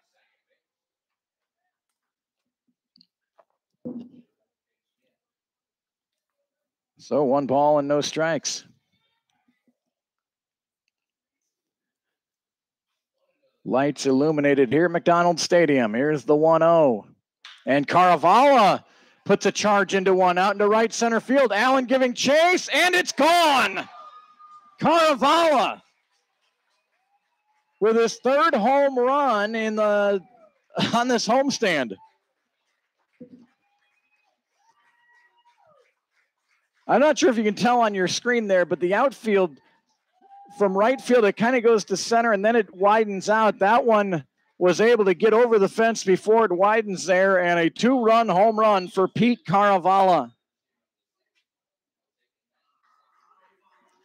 And here comes El Dorado. And we may be getting a new pitcher. We are. So we'll tell you about the new pitcher, 7-4 Liberal. This is Bronco Baseball on YouTube.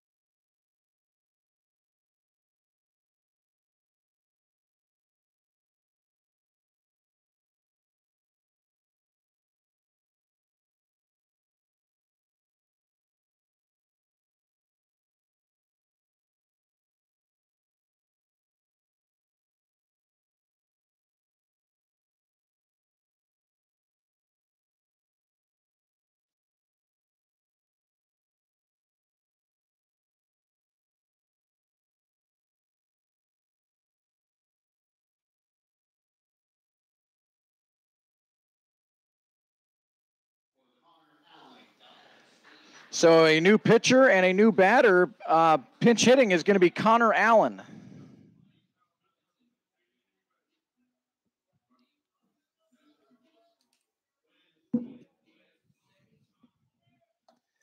Connor Allen hitting for Anstandig, and a first pitch swing and a strike. New pitcher is Ryan Thomas out of Mansfield, Texas, goes to Seward County Community College. And the 0-1, and that's low, ball one. Connor Allen is out of Cisco Junior College from Plano, Texas, son of Rick and Melanie.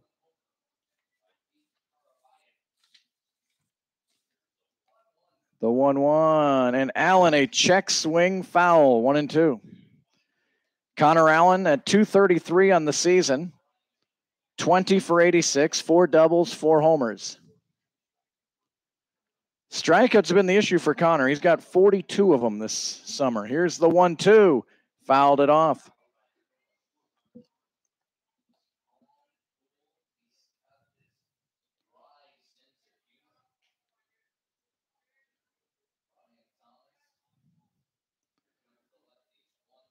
Here comes the 1-2, curveball, and Allen hits it out into left field, hooking foul, and a dive to no avail by Simon. Great effort by Simon in left field. He put his whole body out there trying to catch that one and trying to gather himself now. For Ryan Thomas, boy, check out these numbers. This is a 6 game, 12 innings of work, 6 hits, no runs given up. 2 walks, 10 strikeouts. He has a save and obviously a 0.00 ERA.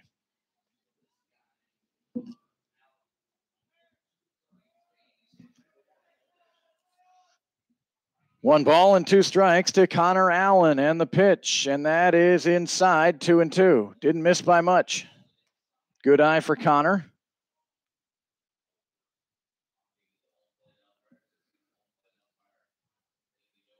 Two balls, 2 strikes, and the pitch from Thomas, and a swing and a miss, strike 3. Second out of the inning. For Hayden Udall, he goes 5 1/3 innings tonight. Gave up 6 hits, 4 runs, all earned. He struck out 4, but he walked 5. Here's Caleb Littlejim. Caleb's 0 for 3.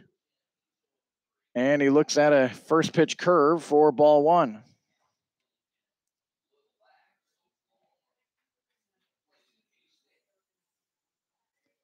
Comes the 1-0, and a swing and a miss, strike 1.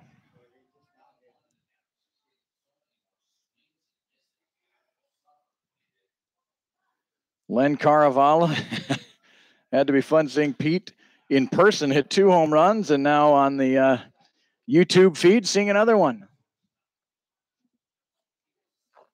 He says it must be Debbie Green's incredible cooking. Must be doing it. Pete's got that home run cut going.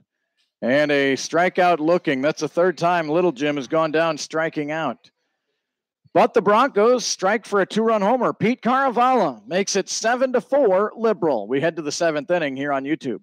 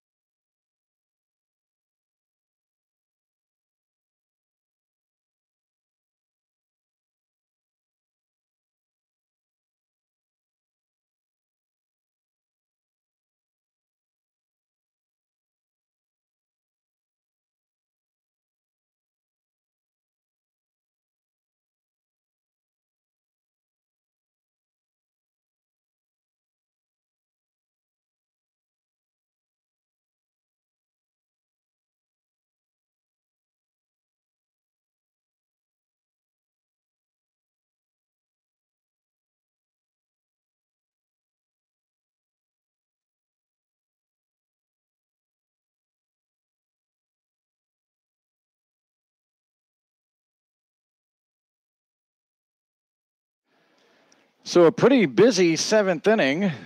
Unfortunately for El Dorado, it was busier for Liberal. They scored 5 times in the top of the 6th. El Dorado came back with 2 in the bottom of the 6th. And the first pitch to Sean Arnold, he was the only one who didn't get up for Liberal in the 6th inning. He looks at ball 1. And the job here for Matt Bowes is pretty simple. Try to keep it here at 7-4 and give the Broncos a chance to chip into that deficit. Here's the 1-0. And it's low 2-0. Connor Allen stays in the game. He goes to center field. Pete Caravala moves over to left field for El Dorado.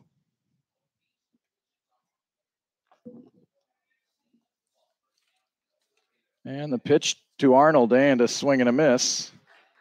Strike 1. Sean Arnold goes to Incarnate Word University from Bryan, Texas.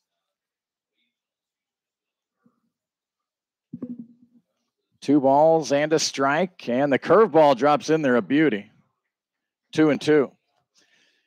Again, don't forget the top 2 teams in our league make it to the second week of the NBC World Series. The third place team is in the first week.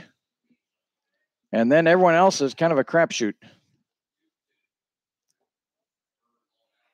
Other teams will qualify, but as the years have gone on, it seems like that pool sometimes gets thinner and thinner. The major leaguers aren't playing this year in the NBC World Series.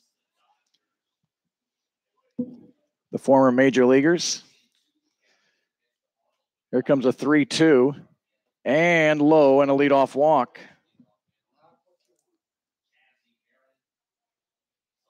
That'll bring up Peyton Johnson, who has been on base all 3 times tonight. A double, a single, and a walk. He scored 2 of the 7 runs. The major leaguers not there. On one side, attracting fans, they did a wonderful job. Folks came out in droves to see all Chipper Jones and some other guys play in Wichita. Here's a foul ball. But I know Frank Leo wasn't a fan of, you play all summer long trying to get to that point, and then you got to take on a much higher level in former major league players. 2 years ago, they didn't win it, and they came back a little more focused last year and won. No balls and a strike to Peyton Johnson, and low 1-1. Sean Arnold over at first. He gets a very good lead over there.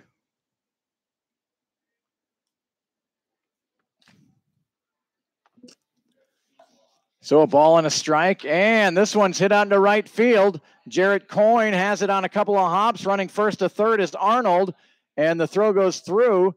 Sorensen's got it. Staying at first is Johnson.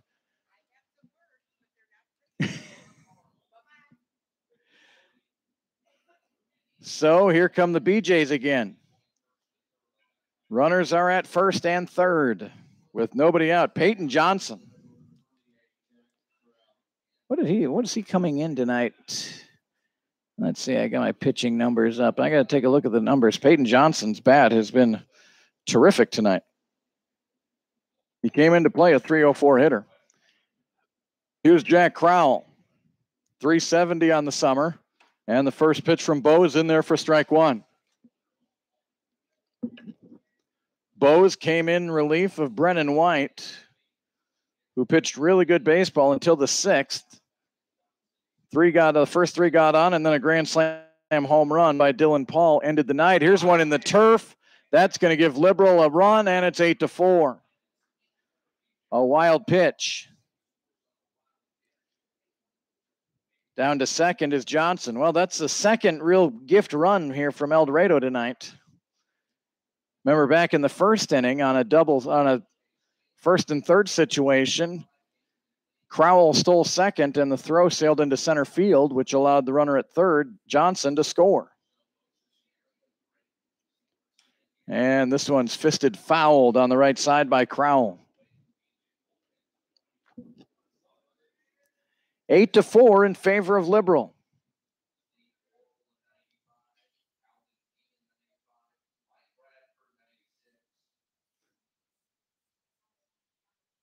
And here comes Matt Bose to the plate, and again foul.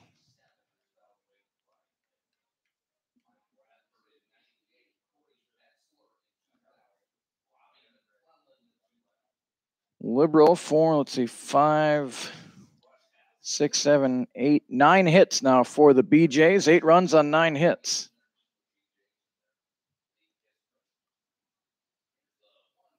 Here comes the pitch from Bose. And reaching and just getting some bat on the ball there to stay alive is Jack Crowell.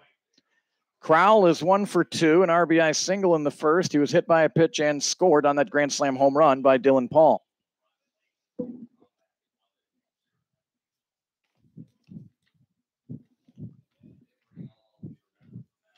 So still 1 ball and 2 strikes here to Jack Crowell.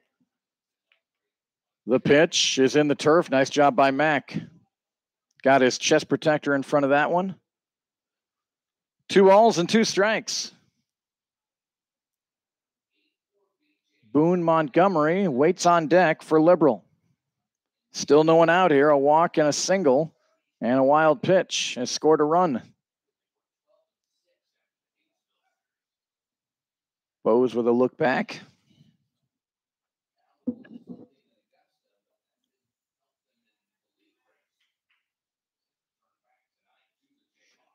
Two balls, 2 strikes, and the pitch.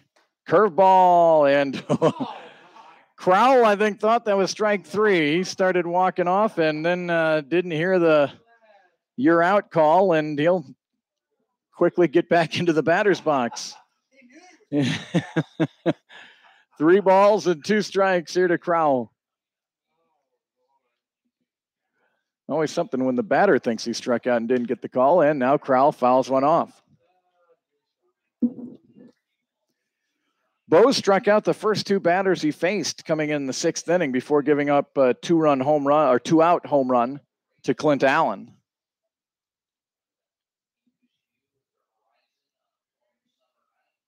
Three balls and 2 strikes, and the pitch to Crowell in the turf, ball 4. Walk, single, wild pitch, walk for Bose here in the 7th.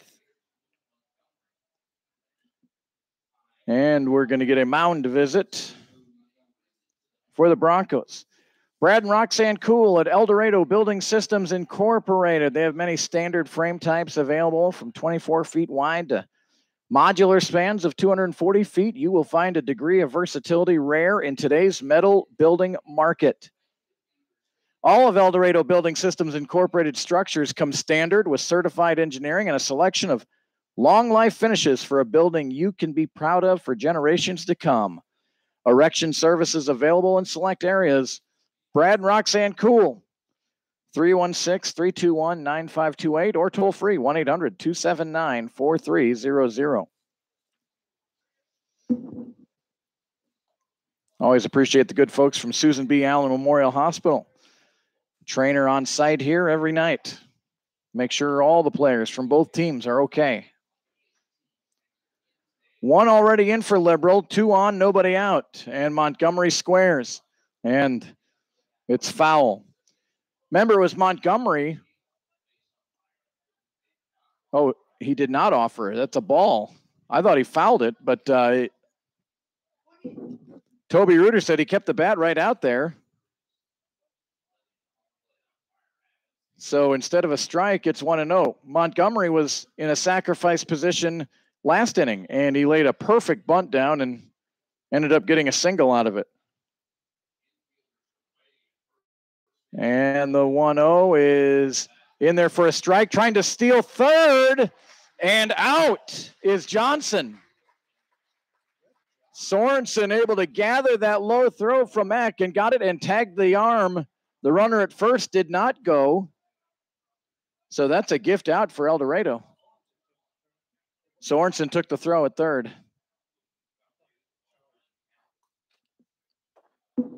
So 1 ball and 1 strike now on Montgomery. Probably not bunting now. And that pitch low. Mack getting quite a workout here in the 7th inning.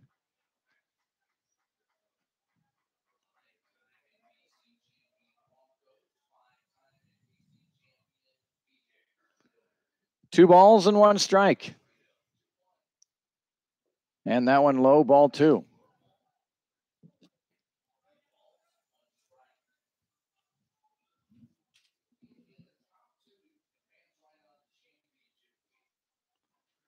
Eight for Liberal. Runner at first is Crowell. The pitch is low again. And another walk. That's 3 walks in the inning issued by Bose. No one warming right now for El Dorado. How big was that throw out? Pretty big. If not, Dylan Paul would be coming up again with the bases loaded. He homered. That scored 4 runs in the 6th inning. The big shot of the night and a first pitch strike to Dylan Paul. Average-wise, Dylan Paul not tearing it up, just a 167 hitter, but he hit his 2nd home run. That counted for 4 runs for Liberal. No balls and a strike. And the pitch and a foul ball, 0-2.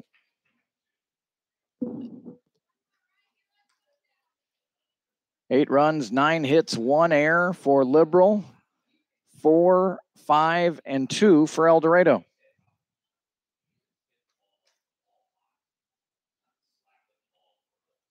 And the 0-2 coming. And just barely nicking that one. Good enough to see another pitch. It'll be 0-2 again.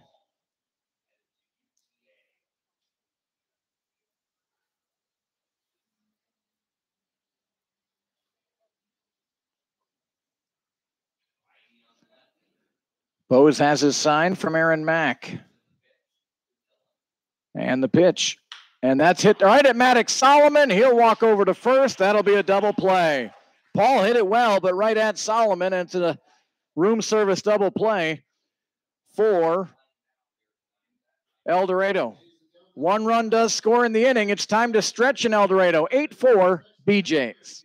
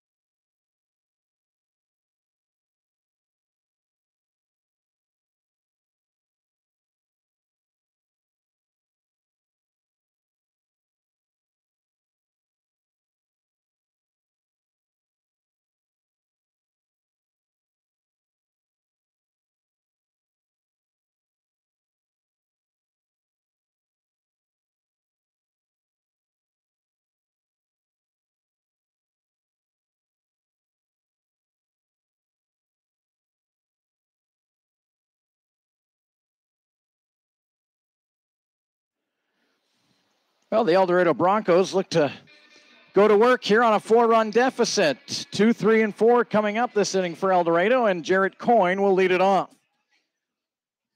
And Ryan Thomas back out there for another inning for the BeeJays, and the first pitch, and Coyne nubs it foul.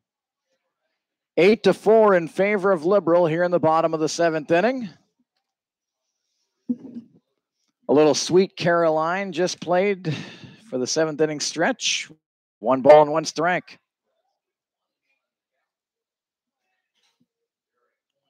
Defense again shades to pull a little bit here. And Coyne didn't mean to, but he did, and it's 1-2.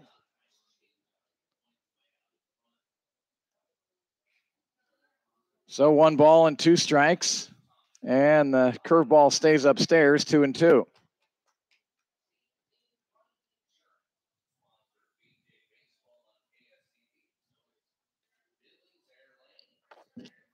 Two balls and 2 strikes here on Coyne. He'll step out.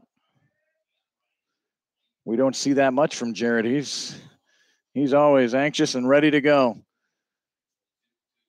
2 balls, 2 strikes. First batter of the 7th. Curveball. Coyne waits on it and fouls.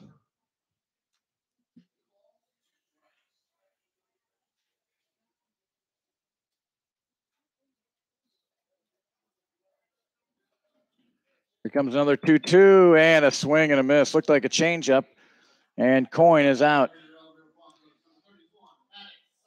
Well, Ryan Thomas came in with 1 out in the 6th. He struck out Connor Allen. He struck out Caleb Littlejim, and now he strikes out Jarrett Coyne to start off the 7th. So here's Maddox Solomon. 0 for 3. And a first pitch ball. A couple of strikeouts and hit into a fielder's choice.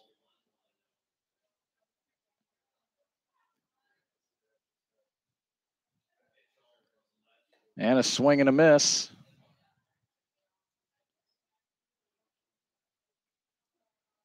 One ball and 1 strike. Mark and Karen's son up there, and it's 2 balls and a strike.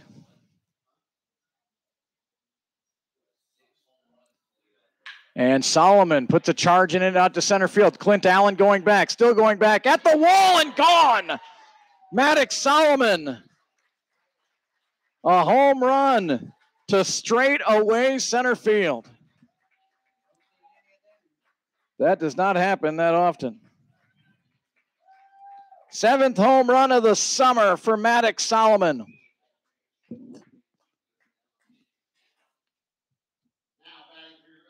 So that makes it 8-5.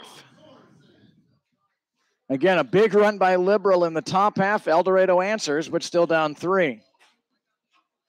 Here's John Sorensen, 1 for 3 tonight. It was Sorensen who hit it deep to center, but Clint Allen was able to catch it against the fence. And Sorensen up the middle, and it got past the shortstop Montgomery into center field. That'll be a base hit for Sorensen.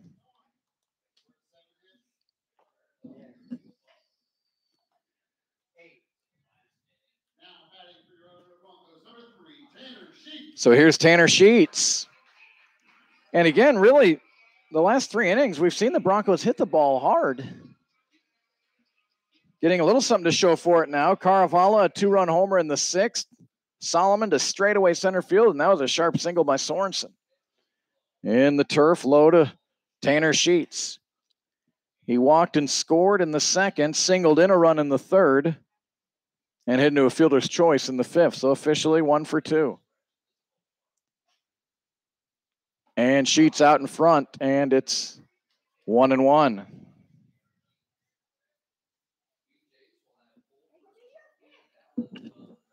1 ball, 1 strike. And the pitch, Sheets hits it hard into the gap, into left center field. Sorensen rounds second on his way to third, bouncing around against the fence. Sorensen's going to score all the way from first base, and Tanner Sheets with an RBI double. Gary says he is back. And it's 8-6. Remember, Thomas The pitcher, Ryan Thomas, Gary, came in with a 0.00 ERA.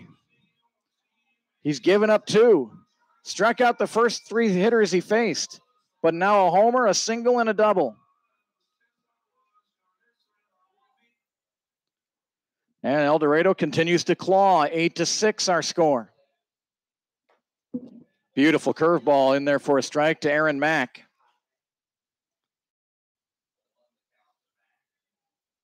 Lefty on lefty here. Mack 1 for 3. All of that was against Udall, the starter for Liberal. And Mack looks at strike 2.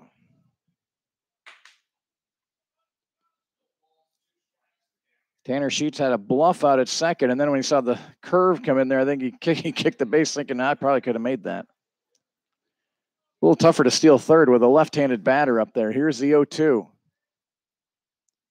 And Mack hits it out into right center field. Clint Allen has the catch and draws a throw. Tanner Sheets makes a throw, and it's gloved over there by Crowell, and that's 2 away.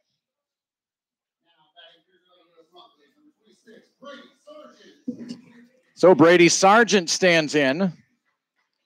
Hit a couple of homers against Liberal out at Brent Gould Stadium back in June. The Broncos went to Liberal early in the season. Well, no, they went to Hayes really early. June 15, 16, and 17 out in Liberal. I'm sure Gary remembers. And the first pitch to Sargent bounces in, and the catcher Fulford blocked it nicely. It rolls halfway to the pitcher's mound. 2 runs in the 6th, 2 more here in the 7th for El Dorado, but trailing 8-6. The 1-0 pitch coming to Brady Sargent in there for strike 1.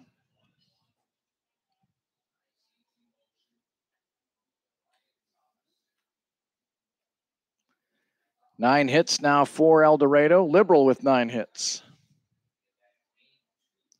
Here's the 1-1. Curveball and hit down the third base line. Great glove by Crowell. Strong throw is to first. And I'll tell you what, Dylan Paul did some nifty footwork, not only to glove it, but to keep a foot on the base.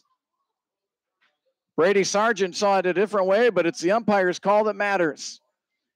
Well, the Broncos get 3 hits in the inning, and we'll head to the 8th. 8-6 Liberal.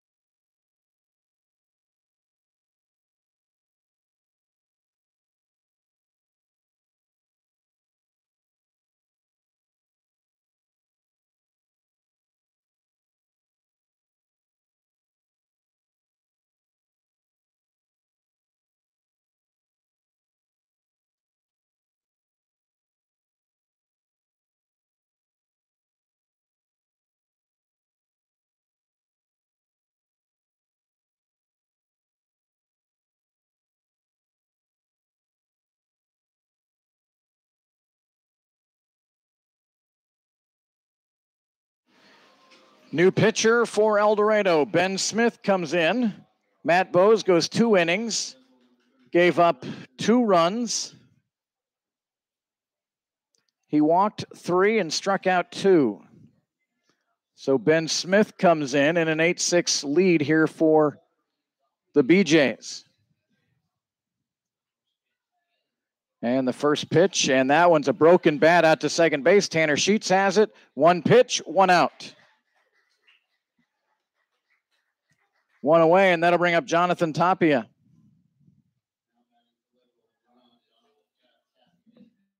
Hey, Jimmy, I think we have 9 hits, Jimmy.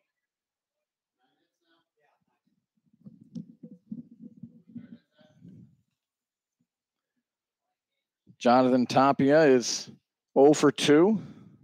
He was hit by a pitch. Ben Smith from Arkansas, Monticello. 6'2", 195. Hometown, Shirley, Arkansas. Strike 1 to Tapia.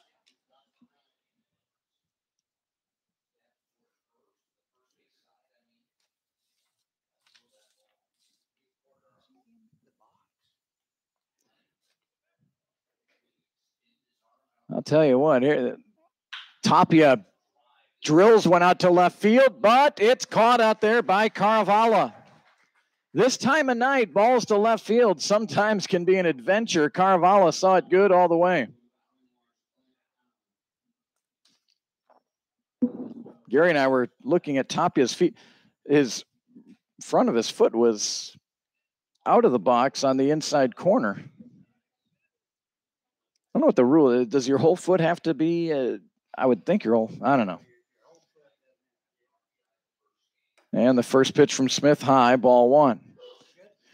Ben Smith, 10 innings of work, a 7.59 ERA, 13 walks, 7 strikeouts. Control's been his biggest thing. And that one low, ball 2. 13 hits given up by Ben Smith.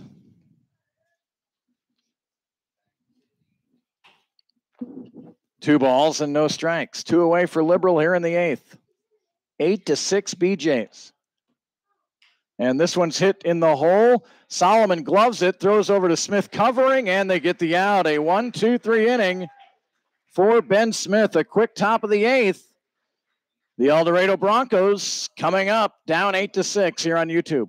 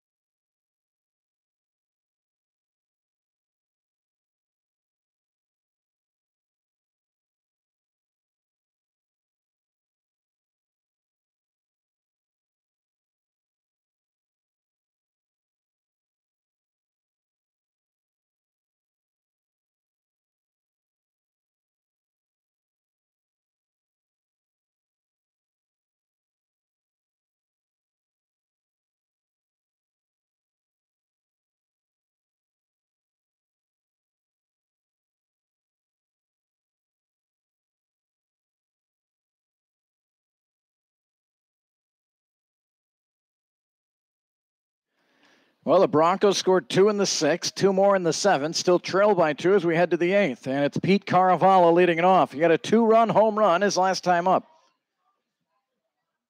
And the first pitch from Thomas, and Caravala right under it and popped it up on the infield. Dylan Paul will settle under it. And he caught it right in the palm of his glove there, but it still counts. 1 away. Saw a lot of white there, but he squeezed it.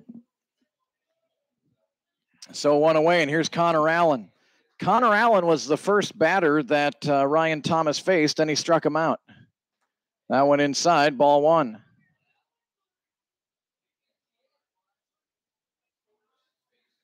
One ball, no strikes. And the pitch, and Allen fights this one a foul.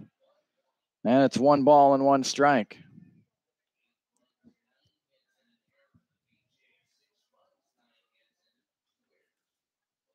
Here's the 1-1. Allen waited on it and belts it out to left center field. Going deep and up against the wall. Connor Allen on his way to second base with a double. Boy, did Connor do a great job of keeping his weight back on that curveball, and he pounded it out to left center field. I couldn't tell from here if it hit the wall or bounced and hit the wall. Or either way, it was hit well. And so the tying run comes to the plate in Caleb Little Jim. Caleb 0 for 4 tonight with 3 strikeouts. To say he is due would be an understatement.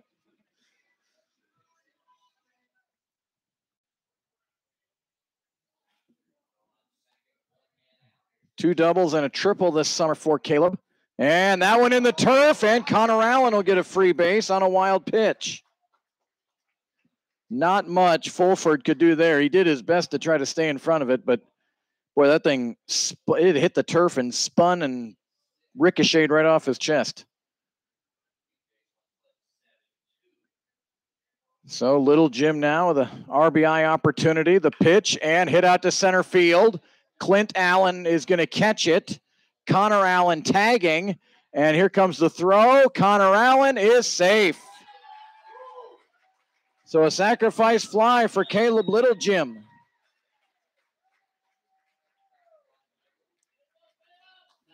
And that makes it 8-7.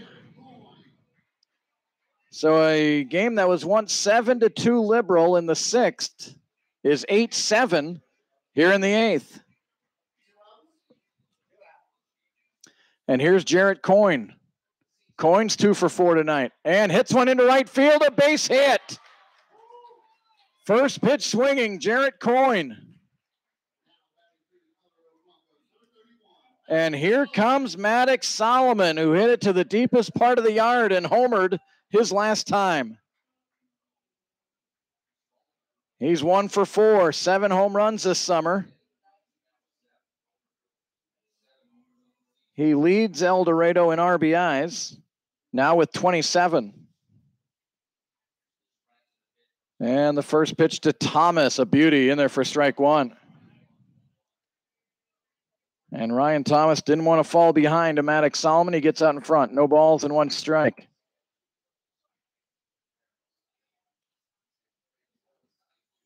And the 0-1. Oh, nice pick there by Fulford, 1-1. 2 in the 6th, 2 in the 7th, 1 here in the 8th for El Dorado.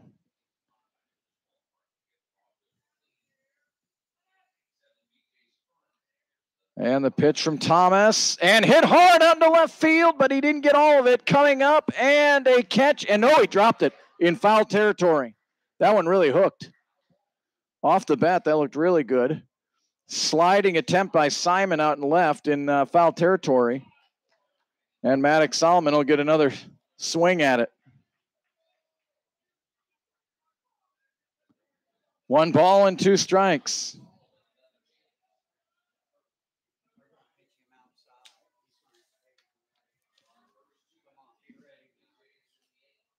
And the pitch from Thomas. Curveball missed. Boy, that looked good. It's 2-2.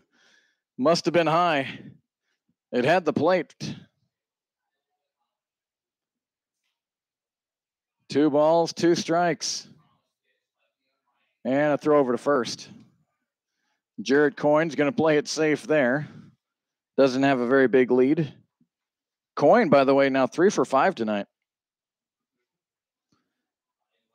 2 balls, 2 strikes. And the pitch to Solomon. Curveball. That one will ring him up for strike 3.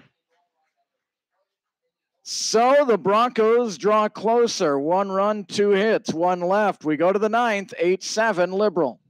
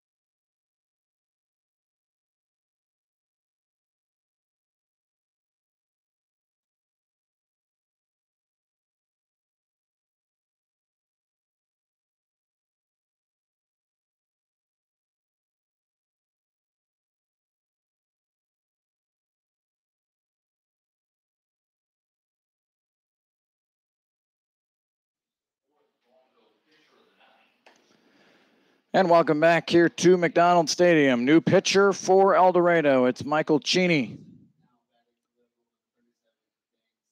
Good inning for Ben Smith. He went 3 up, 3 down in the 8th. And now it's up to Cheney to keep it right here at 8-7. Boy, who would have thought that leadoff walk in the 7th for Liberal? They eventually scored it. And that's really the run of difference right now, as it's 8-7. And a fastball high from Cheney. Cheney with an ERA north of 11 innings of work. Control for him has been an issue. 19 walks, 10 strikeouts. He's only given up 12 hits in 11 innings. But the 19 walks, and Simon looked like he was going to bunt, then swung and fouled it off. 1 ball and 1 strike.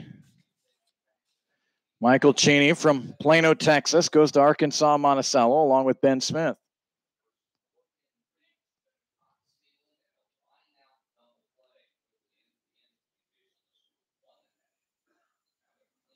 One ball, 1 strike, and high again, 2-1. Big inning for Liberal was that 5-run 6th inning. Walk, hit batter, bunt single, and a grand slam. And then Clint Allen hit a solo shot later in that inning. 5 runs in that inning for Liberal. They added 1 in the 7th. And high again, 3-1. Good part of the order here for Liberal. Up Simon, Arnold, and Johnson. And if anyone reaches, Crowell. 7-9-1 for Liberal, or 8-9-1 for Liberal, 7-9-2 for El Dorado. Cheney finds his own there, 3-2.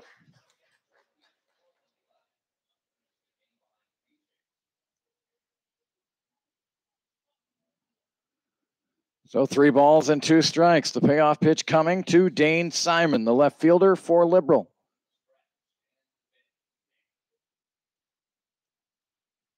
And Dane hits it out to left field, and Caravala coming in with the catch. Hit it hard, but right at Pete Caravala, who came in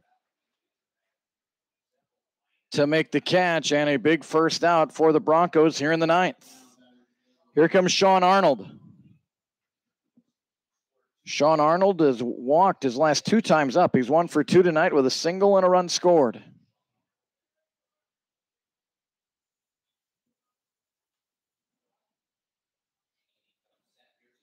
Michael goes from the stretch for El Dorado. Tall drink of water is Michael Cheney.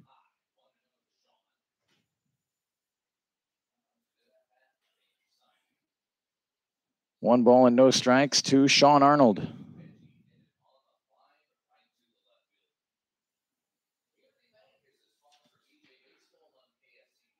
Cheney with a sign from Mac. And the 1-0. And that one's outside, 2-0.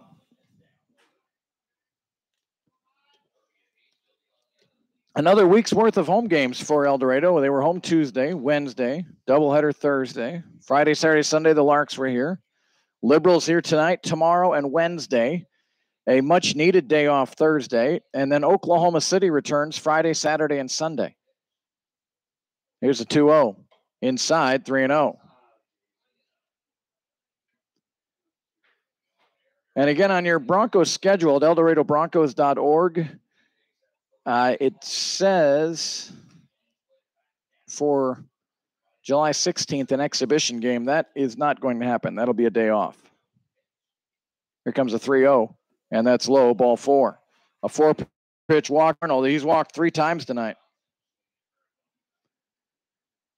So after that, this weekend's 3-game set with Oklahoma City. Monday will be an off day. Tuesday, July 17th, will be a trip to Derby. And then on Wednesday, July 18th, a home game with Derby.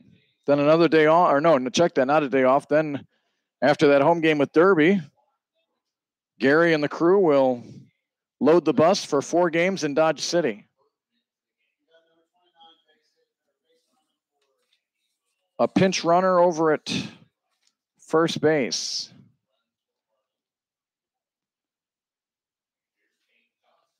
Peyton Johnson up there. Brock Burton over at first base for Liberal, and a mighty swing and a miss from Johnson. All Peyton Johnson has done is be on base all 4 times tonight. Double, single, walk, single.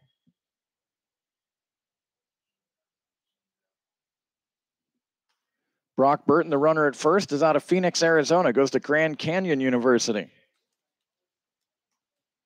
And that one off the end of the bat, foul. And Cheney ahead, 0-2.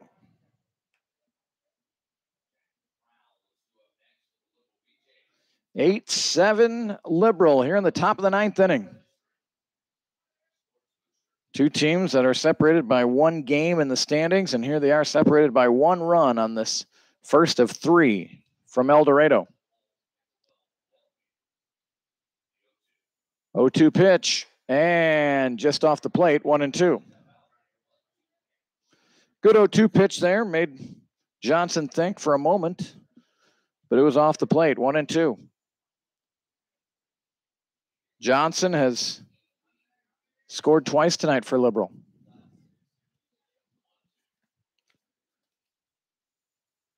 And a 1-2 pitch, stays upstairs, 2-2.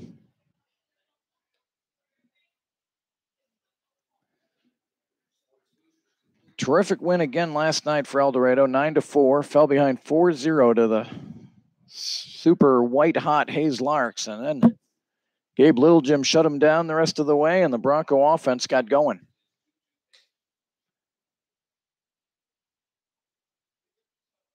The 2-2 and a little hit and run, and it's fouled out of play. Saturday night's game just seems like a blink of an eye. An hour and 55-minute game. Starter for Hayes Blomster was terrific. 5-0 win for the Larks on Saturday. And, of course, that heartbreaking 11-inning loss. Broncos had a chance to win it in the 10th. Couldn't get it done. And then a 3-run homer in the 11th gave the Larks an extra inning win. 2 balls and 2 strikes here to Peyton Johnson. And a swing and a miss. So a strikeout in the second out of the inning. And that'll bring up Jack Crowell. Crowell is 1 for 2 officially tonight with an RBI and a run scored. He was hit by a pitch in the 6th, walked in the 7th.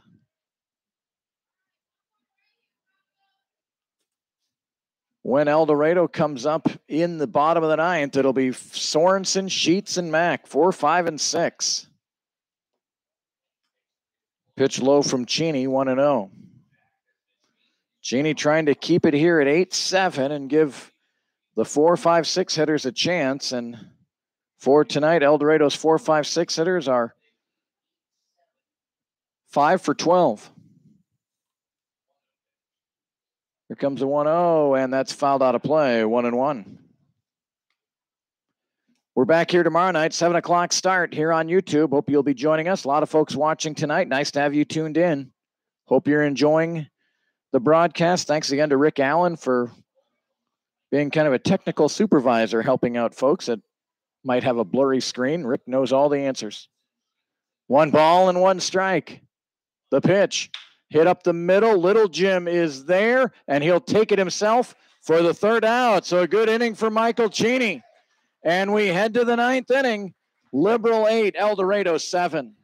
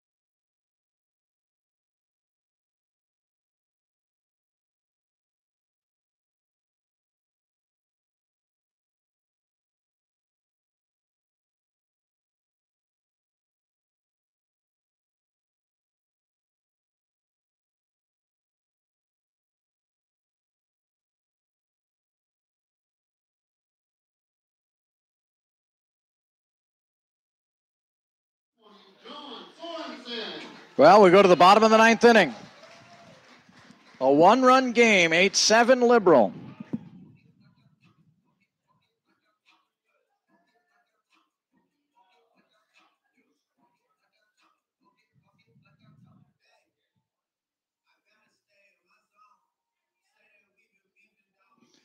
New pitcher for Liberal is Tyler Giovinone. His Jayhawk numbers have him in one game, 2/3 of an inning. But sounds like in non-league games, he had a rough outing last time out. Starts off with a ball to John Sorensen. Sorensen's 2 for 4 with 2 runs scored tonight. 2 singles for John. Boy, the leadoff batter is so important here in the ninth in a one-run game. And high, ball 2. Giovinone seems to bring pretty good gas, but having trouble locating on the first 2. 2 balls and no strikes.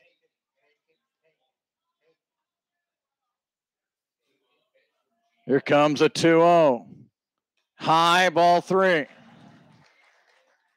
Another good crowd here tonight. It's been nice ever since the month turned to July. We've had, of course, Parents Weekend helps, but it's not Parents Weekend anymore, and still a good crowd here tonight cheering on El Dorado. A 3-0 to John Sorensen. And the pitch. And that's high, ball 4. 4 fastballs all out of the zone. And a pinch runner, Austin Toth, is going to come out and pinch run for John Sorensen.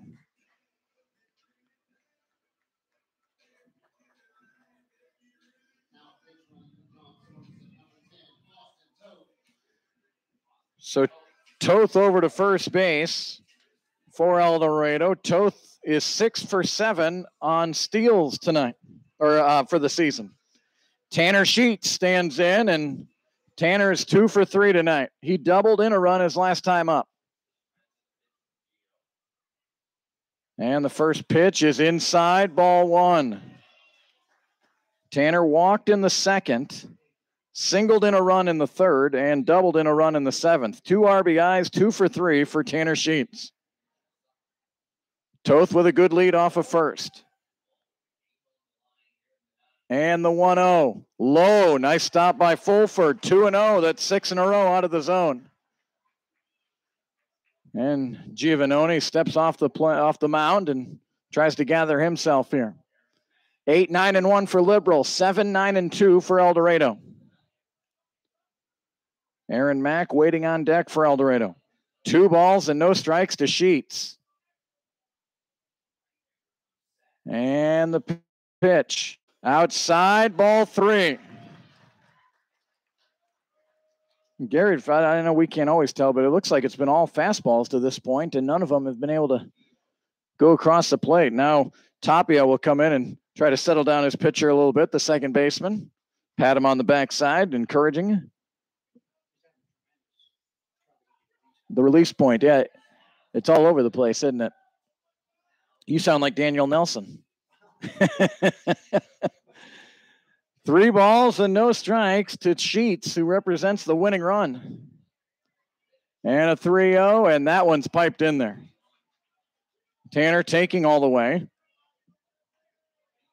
And activity now in the Liberal bullpen. 3 balls and 1 strike. Sheets is loaded up. Toth bluffs, and that one in the turf, ball 4. Well, how long will Liberal go? Here comes a mound visit. And a look down to the bullpen. They're just starting to really crank it up down there. They were not really aggressively warming up. This maybe, here's that slow walk to the mound, trying to get that bullpen greased up right now. Aaron Mack, we've seen Aaron Mack be able to lay down a bunt. Tough to bunt a guy that's been so wild, though. And they will stay with Giovinone. Well, some gift wrap here for El Dorado. The tying and go-ahead runs have been gifted.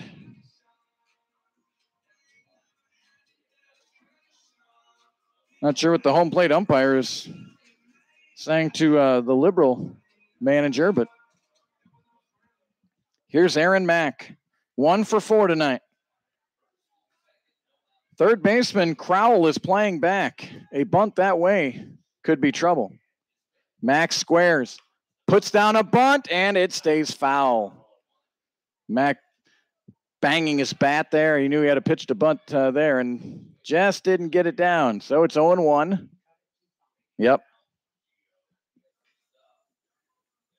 Sorensen walked. Austin Toth pinch running. He's at second. Tanner Sheets walked. He's at first. No balls and a strike. And the pitch to Mack and bunted foul. Tell you what, that would have been tempting to pull that bunt back. The first baseman was in. The second baseman, Tapia, was all the way over at first. There was nobody between first. Well, I mean, from first base there was, but there was a huge hole.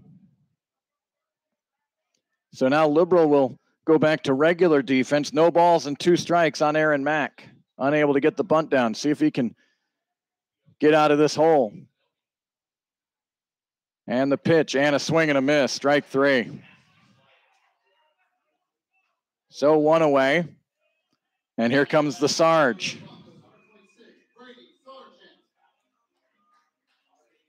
Well, Giovannone brings it hard. I mean, a tough guy to lay down that bunt, and the first one was really the best opportunity for Aaron. So now Brady Sargent. Would love to find some grass here. And the first pitch to the Sarge is high, ball 1. Giovannone seemed much more under control when Mack was squaring. And now with Sargent up there, that one well high and in. Sargent tonight has walked twice, scored once. Otherwise, he's 0 for 2. 2 ground outs to third. The third baseman, Crowell, hugging the third base line.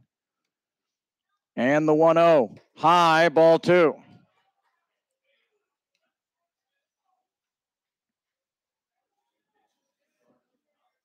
So 2 balls and no strikes. 1 away for El Dorado, down 1. Tying and winning runs are on the base paths. You couldn't ask for much more if you're a Bronco fan.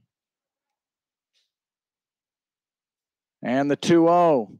And a good cut by Brady, and he missed it, 2-1. Pulled out his head out a little bit there on that swing. Don't need the 3-run homer here. A base hit will do just fine. Good speed at second base and Toth. And good, great speed at first as well. 2 balls and a strike. And the pitch is inside, ball 3.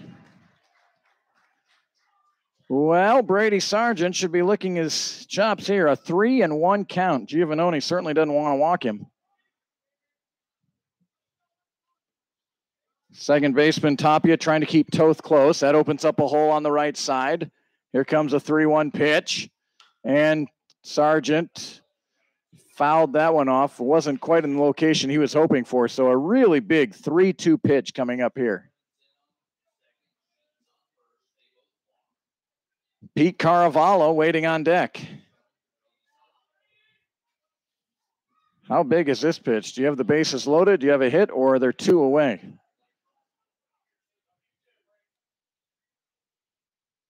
Three-two pitch. Inside, ball 4. 3 walks and a strikeout in the inning. And now what do you do if you're Bill Clay, the manager for Liberal? He's at the top step.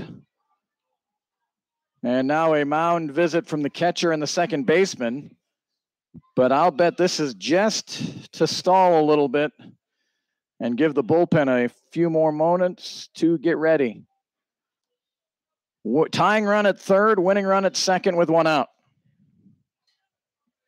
And Pete Caravallo, 2 homers here Friday. He's homered tonight. And it looks like the manager is going to stay in.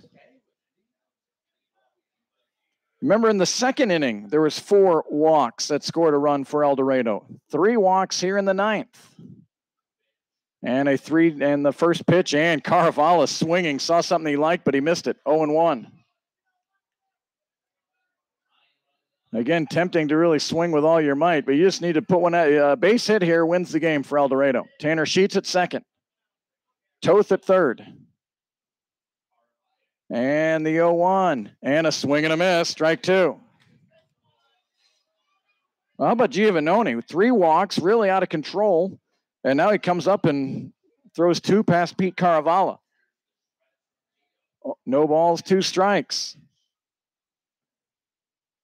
And the delivery. And a swing and a miss. How about that?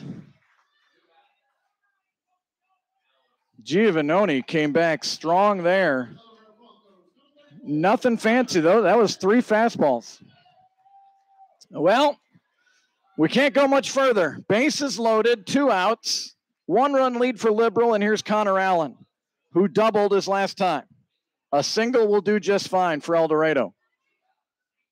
First pitch to Allen is in there for a strike. Good location, too, by Giovannone, outer third. Connor Allen, a pull hitter. Left center field would do El Dorado happy here. No balls and a strike. And a swing and a miss, strike 2. 2 walks. Mack tried to sacrifice, couldn't get it done, and then struck out. A walk to Sargent loaded him. Caravala struck out, and now Giovannone has thrown 5 in a row for swinging strikes, or 4 of 5 swinging strikes. No balls and 2 strikes to Connor Allen. The pitch fouled off. Connor Allen's double in the 8th. He would come around and score on Caleb Littlejim's sacrifice fly. That made it 8-7. That's where we're at now. Another 0-2 coming from Giovannone. The 0-2 is in there for strike 3. Boy, talk about digging a hole and then just getting out of it. And I'll tell you what, credit to Bill Clay, the Liberal manager, showed a lot of faith in Giovannone when I don't think many would have. 3 walks in the 9th with 1 out, and he comes back. He ends up striking out the side. 3 walks and 3 strikeouts in the 9th inning. 8-7 Liberal. 8 runs, 9 hits, 1 error for the BeeJays. 7 runs, 9 hits, 2 errors for El Dorado. The Broncos never led here tonight. We were tied at 2 for a while before a 5-run 6th inning by Liberal gave them a 7-2 lead. El Dorado made it 7-4. Liberal added 1 to make it 8-4. 2 more from El Dorado made it 8-6. 1 in the 8th made it 8-7. And the win was on the doorstep for the Broncos, but they couldn't walk through. 8-7 the final. Brennan White will get the loss for El Dorado, and Hayden Udall gets the win for Liberal. Time of tonight's game, or I should say in a save, to Giovannone. Time of tonight's game, 2 hours and 43 minutes. And the BeeJays win the first game of a critical 3-game series here in El Dorado. 8-7 our final. Thanks so much to all of you for all your emails, your comments. We'll do it again tomorrow night, and look forward to talking to you then. Until tomorrow, Kurt Caden bidding you good night from El Dorado.